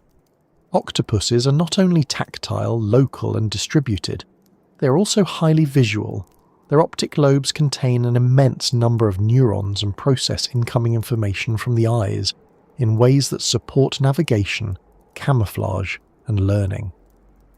The central brain in octopuses is large and anatomically intricate, with more than 30 differentiated lobes according to recent developmental work, and that same work describes octopus neural systems as comparable with vertebrates in terms of cell number, complexity, and size. So the alien label does not mean crude or simple. It means this is a sophisticated system assembled along another historical route, with another body plan and another balance between central and peripheral control. That distinction is why octopuses matter so much to scientists. If a large, flexible nervous system can arise twice in such different forms, then many of the old stories humans like to tell about intelligence become less secure. The 2023 Cephalopod Evolutionary Review says their very existence disproves certain hypotheses proposed to explain the evolution of large brains and cognition, including the idea that such traits evolved only in long-lived animals with complex social systems and parental care. Cephalopods are a problem for those assumptions because many octopuses are short-lived, mostly solitary, and lack the kind of prolonged parental tutoring that often appears in vertebrate stories about intelligence. Yet they still arrive at behavioural richness that no one can easily dismiss. That makes them feel alien in another sense. They break the usual rules we thought minds were supposed to follow. This is also why researchers often talk about octopuses as a counterpoint to vertebrates rather than as a simple lower rung on a ladder. The same review explains that cephalopod brains and nervous systems provide an important counterpoint in the search for general principles of brain organisation and function. That phrasing matters. A counterpoint is not a failed version of the main theme. It is another line that reveals the structure of the whole by being different. Octopuses help scientists ask which features of intelligence are general and which are merely vertebrate habits that humans mistook for universal law.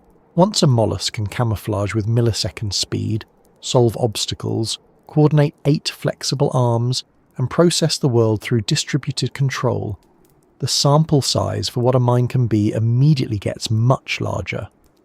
The phrase alien mind also survives because the octopus is unusual not only at the level of anatomy, but at the level of biology all the way down. In 2022, a large comparative genomic study concluded that soft-bodied cephalopods underwent substantial genome reorganization early in their history, with gene family expansion and tissue-dependent A to I RNA editing contributing to their novelty. The same study notes that the complex behavioural repertoire of coleoid cephalopods arose along an independent, radically different evolutionary trajectory compared with vertebrates. That is a very direct scientific way of saying something the title of this video says more loosely. The strangeness is not just visible in the arms and skin, it reaches into the genomic and transcriptomic machinery that helped build the lineage in the first place. Part of that molecular story is especially striking. Coleoid cephalopods are famous for extensive RNA editing, particularly in nervous system-related transcripts, and the 2022 genomics paper describes one editing pattern as exclusive to the nervous system and concentrated in genic sequences. Another 2022 study highlighted a major expansion of the microRNA repertoire in soft-bodied cephalopods. Scientists do not point to these findings because they enjoy making octopuses sound eccentric at the cellular level, though I admit the temptation must be strong. They point to them because such molecular innovations may have helped support the extraordinary diversification of the cephalopod nervous system. So even beneath the behaviour, beneath the body, beneath the visible intelligence, the lineage appears to have found unusual ways of generating complexity. Then there is the brain itself, which is not just large for an invertebrate but differently organised in space. Diffusion MRI work in 2022 emphasised that the octopus brain has a qualitatively different organisation than that of vertebrates, yet still supports complex behaviour, an elaborate sensory system, and high cognitive abilities. Researchers segmented 25 separate lobes in the octopus bimaculoid's brain and began building a mesoscale connectome from those structures. That kind of work matters because it takes the octopus out of the realm of anecdote and into anatomy. It says, in effect, that when we call this animal strange, we're not just reacting emotionally to tentacles and camouflage. We're talking about a nervous system whose wiring plan is genuinely unusual, while still capable of supporting sophisticated behaviour. The same feeling appears when scientists look at octopus sleep. A 2023 Nature paper showed that octopuses have two distinct sleep stages, including an active sleep stage with wake-like neural activity, rapid eye and body movement, and fast changes in skin patterning. The authors explicitly say that octopuses diverge from vertebrates roughly 550 million years ago, and independently evolved large brains and behavioural sophistication, and they conclude that aspects of two-stage sleep in octopuses may represent convergent features of complex cognition. That is extraordinary for two reasons. First, it suggests the octopus does not merely behave cleverly while awake. Second, it means some features associated with complex nervous systems may arise again, even in lineages with radically different bodies and evolutionary histories. The animal begins to look not just intelligent, but built around deep neural patterns we once thought of as belonging more securely to vertebrates. That does not mean scientists think octopuses are secretly little humans underwater. In fact, one of the best reasons for the alien phrase is that it pushes in the opposite direction. It reminds us not to flatten octopus cognition into a human template. The octopus is not socially intelligent in the same way a chimpanzee is. It is not manipulative in the same way a raven can be. It does not navigate the world through language, family hierarchy, or long childhood apprenticeship. Its intelligence is tied to a soft body, 8 sensory motor arms, rapid camouflage, solitary hunting, and a world of crevices, shells, predators, and instant decisions. Calling it alien is useful precisely because it warns us that human comparison will only go so far before it starts hiding the real animal from view. There is also the matter of scale. People hear invertebrate and often picture something small, simple and predictable. Octopuses ruin that expectation. Developmental Cell Atlas work in 2022 described their neural systems as comparable with vertebrates in cell number, complexity and size, while also emphasising that the octopus brain remains anatomically molluscan in its broad design. That combination is part of what makes scientists stare. This is not a vertebrate brain copied into a new shell. This is a molluscan lineage pushing its own design much further than most people once thought possible. The phrase alien mind on Earth survives because it captures that mixture of familiarity and distance. Some elements feel convergent, the whole package does not, and yet the phrase should not be misunderstood. Alien does not mean magical, mystical, or beyond science. It means other enough to force revision. Octopuses can be studied, mapped, recorded, tested, and compared. Their brains can be imaged, their genomes can be sequenced, their sleep can be measured, their arm segmentation can be described. Their learning systems can be linked to specific lobes and circuits. The point is not that scientists use the phrase because the octopus is unknowable. They use it because the octopus is knowable in a way that keeps changing what counts as a serious question. It makes neuroscience, cognition, behaviour and evolution all look wider than they did before. That widening is perhaps the most important part of the whole story. A creature like this forces scientists to ask whether there are many viable routes to complex cognition rather than one privileged vertebrate route. It pushes against the assumption that large brains require long lives and elaborate sociality. It shows that distributed control can coexist with learning and memory. It suggests that some high-level patterns like sophisticated vision or two-stage sleep may arise convergently when nervous systems become rich enough, even if the underlying architecture differs. The octopus therefore matters not merely because it is impressive, but because it changes the comparative framework itself. The animal is telling us that intelligence is not one narrow destination, reached by one familiar road. So when scientists call the octopus an alien mind on Earth, they are really trying to say several things at once. They are saying that the lineage is anciently separate from ours. They are saying that a large, behaviourally complex nervous system evolved independently in this group.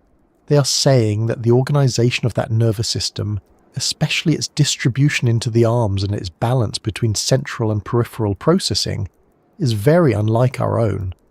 They are saying that the body itself helps constitute the style of cognition the animal has. They are saying that even at the genomic level, cephalopods seem to have taken unusual routes toward complexity.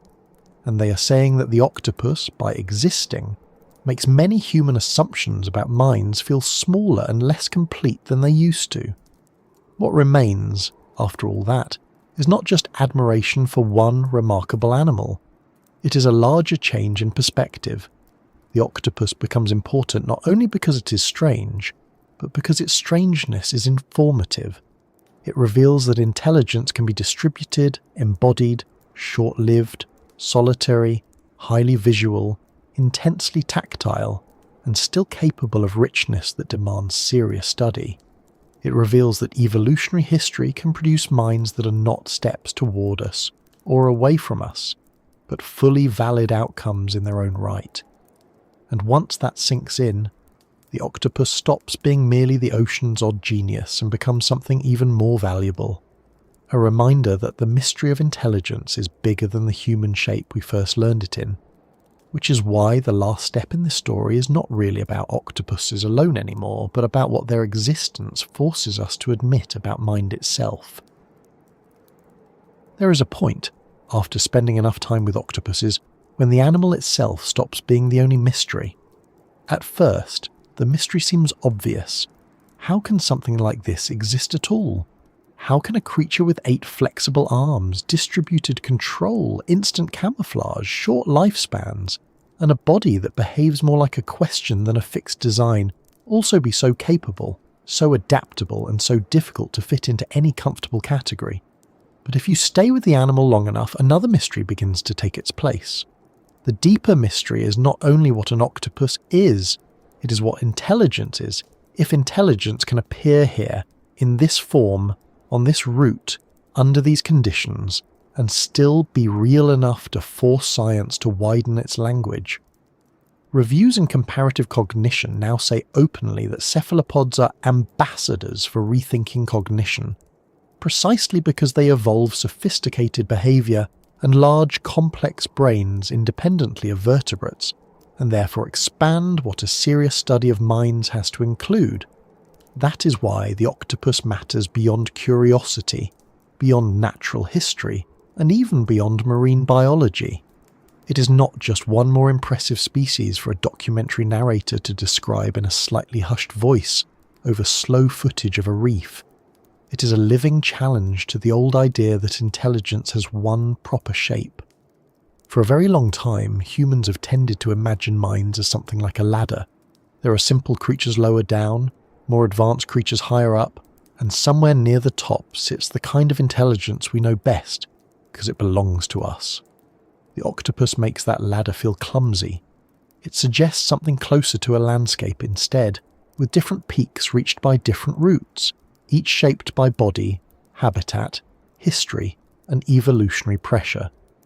The 2025 review on embodied cognitive evolution makes exactly this point in a more careful scientific register, arguing that cephalopods are a reminder that projecting the properties of our own minds into other species is often uninformative, especially when their bodies and nervous systems are organised so differently from our own. Once that shift happens, the ocean starts to look a little different too. We're accustomed to treating the sea as a place of ancient forms and familiar patterns. Fish swim, sharks patrol, crabs scuttle, whales surface and vanish. But somewhere in the middle of that vastness, there evolved a mollusk that did not settle for armour, did not settle for a fixed silhouette, and did not settle for a centralised body plan that behaved according to vertebrate expectations. Instead, it became an animal whose body helps think, whose skin displays perception, whose arms carry local intelligence, and whose whole survival strategy is built around flexibility. The 2023 review on cephalopod nervous systems says giant brains have independently evolved twice on this planet, in vertebrates and in cephalopods, and that the mere existence of cephalopods disproves certain old hypotheses linking large brains and cognition only to long-lived animals with complex social systems and parental care. That single fact is enough to make the octopus scientifically destabilizing in the best way, because if large, behaviourally sophisticated nervous systems can emerge twice under such different circumstances, then many things we once treated as necessary conditions may only have been one lineage's preferred route.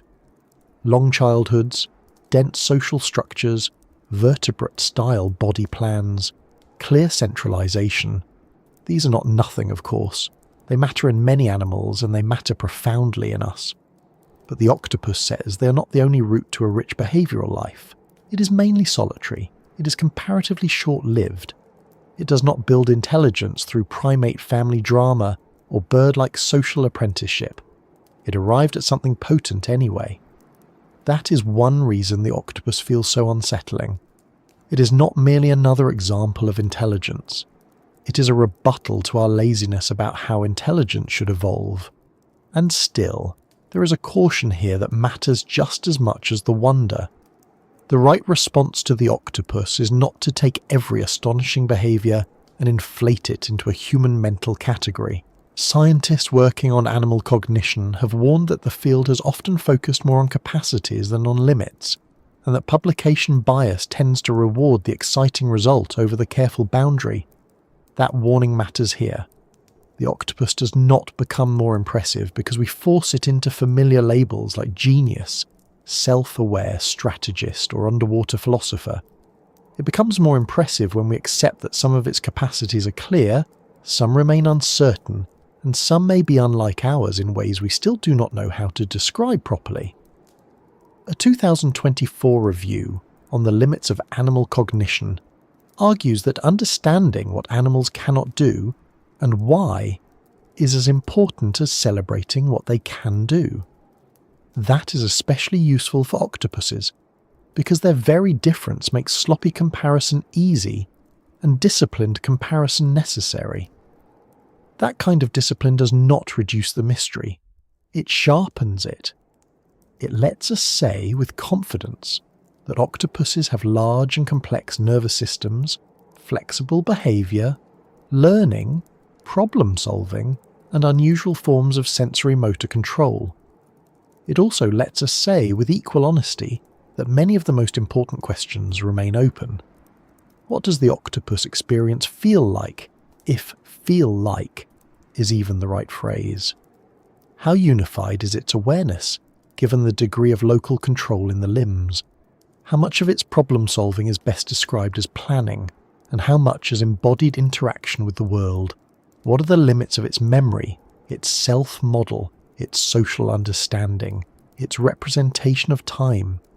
Researchers writing about the inner lives of cephalopods frame the problem in exactly these broader terms, asking whether soft-bodied cephalopods show evidence relevant to awareness of self, awareness of others, and awareness of time, while also stressing that important gaps remain. Those gaps are part of the ocean's great mystery too. We like mysteries best when we can imagine they are one experiment away from disappearing. The octopus does not really offer that comfort. Every time scientists learn something firm, the larger question seems to expand. We learn that the majority of the octopus brain is devoted to visual processing, and then we have to ask how a radically non-vertebrate visual system supports such extraordinary camouflage and object-guided behaviour.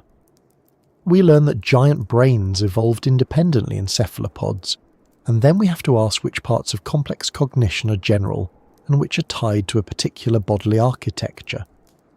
We learn that octopuses may have sleep states with wake-like neural activity, and then the old assumption that such patterns belong neatly to vertebrates begins to loosen. In 2023, Nature reported that octopuses show two distinct sleep states, including an active stage with wake-like neural signatures and rapid changes in body patterning, suggesting that some features of complex sleep may have evolved convergently in another large-brained lineage. That does not solve the mystery of octopus experience, it deepens it. The same is true when the discussion moves from intelligence to consciousness, which is perhaps the most delicate part of all. Here, the safest path is also the most interesting one. Scientists have not settled the question in any final sense, and anyone who tells you otherwise is getting ahead of the evidence. At the same time, serious reviews now argue that cephalopods, and octopuses in particular, deserve to be treated as a unique invertebrate test case for the study of consciousness, or at least some basal form of it. A 2022 review on cephalopod behaviour and consciousness points to their learning and memory abilities, rich behavioural repertoire, sensory complexity, and possible neural and behavioural hallmarks worth investigating further, while emphasising both the promise and the current lack of decisive evidence. Another review on octopus consciousness argues that octopuses may show perceptual richness, neural unity, temporality, and valence, including protective responses to injury and learned associations involving pain relief, while still noting that any conscious life they possess would not have to resemble ours closely. That matters because it changes the ethical weight of the animal, not just its scientific interest. Once an organism starts to look like a serious candidate for sentience, flexible valuation, and possibly some form of subjective experience, we cannot treat its strangeness as an excuse for emotional distance. The same review that argues for cephalopods as ambassadors for rethinking cognition also notes that increased attention to their cognitive lives has led to important welfare-related improvements. In other words, the octopus does not only expand neuroscience, it expands responsibility. The more seriously we take the possibility that there is something it is like to be such a creature, the less comfortable we become with shallow assumptions about what counts as a life worth considering. And yet, if there is a lesson here, it is not simply the octopus is basically a person. That would miss the point almost as badly as dismissing it altogether. The octopus is valuable because it is not a person, not a mammal, not a vertebrate, and not a minor variation on the human theme.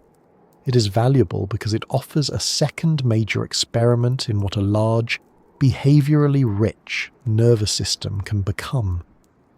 The 2023 review on cephalopod nervous systems calls them an important counterpoint to vertebrates in the search for general principles of brain organisation and function. That word counterpoint is exactly right.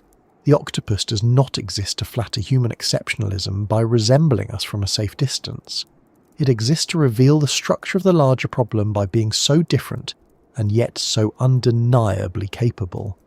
In that sense, the ocean's great mystery is not only hidden in dark water, deep trenches, or unobserved reefs, it is hidden in our own assumptions. We once believed, or at least strongly suspected, that minds worthy of serious comparison would be tied to certain kinds of skeletons, certain social conditions, certain lifespans, certain developmental patterns, and certain ways of dividing brain from body. The octopus keeps taking those assumptions apart. It tells us that intelligence can be highly visual and highly tactile at once. It can be distributed rather than purely centralized. It can be embodied to a degree that makes the body itself part of the thinking process. It can flourish in a mostly solitary predator. It can emerge in a lineage more closely related to snails than to any vertebrate. And it can still produce the kind of flexible behavior that forces researchers to rethink what cognition means in the first place. There is something comforting in that, oddly enough. Not comforting because it makes the world simple, but because it makes the world larger. Human beings spend a great deal of time worrying that intelligence is vanishingly rare, or that mind is an almost impossible miracle, or that if it appears elsewhere it must either look exactly like ours or be too alien to matter. The octopus offers a better possibility. It suggests that mind is not singular, not cheap, not common in any careless sense, but not singular either. Evolution may have more than one way to build a creature that perceives richly, adapts flexibly, learns from experience, solves physical problems, and perhaps even carries some kind of subjective world inside it. That idea does not make humanity smaller in a humiliating way. It makes life grander in a truthful one. It also restores some humility to science, which is usually a good thing.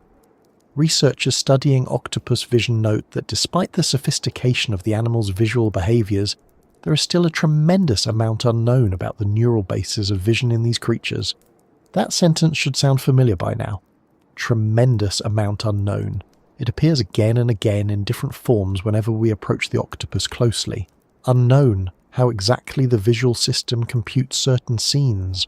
Unknown how distributed control is integrated in moment-to-moment experience. Unknown how far specific cognitive capacities really extend. Unknown where the limits lie. Unknown what sort of awareness, if any, best describes the animal's inner life. But these are productive unknowns. They are not failures of science. They are signs that the subject is rich enough to deserve patience, and perhaps patience is the right place to end. The octopus has spent this whole story teaching us not to rush. Not to rush from strangeness to fantasy. Not to rush from cleverness to human likeness. Not to rush from evidence to certainty. It asks for something better. It asks us to watch carefully, compare carefully, and let the animal remain itself long enough for the real lesson to appear. That lesson is not only that octopuses are extraordinary, it is that intelligence itself may be more plural, more embodied, more historically contingent, and more biologically inventive than we once allowed. The ocean kept this answer in a soft body with blue blood, 3 hearts, a distributed nervous system, and a face that never learned to reassure us.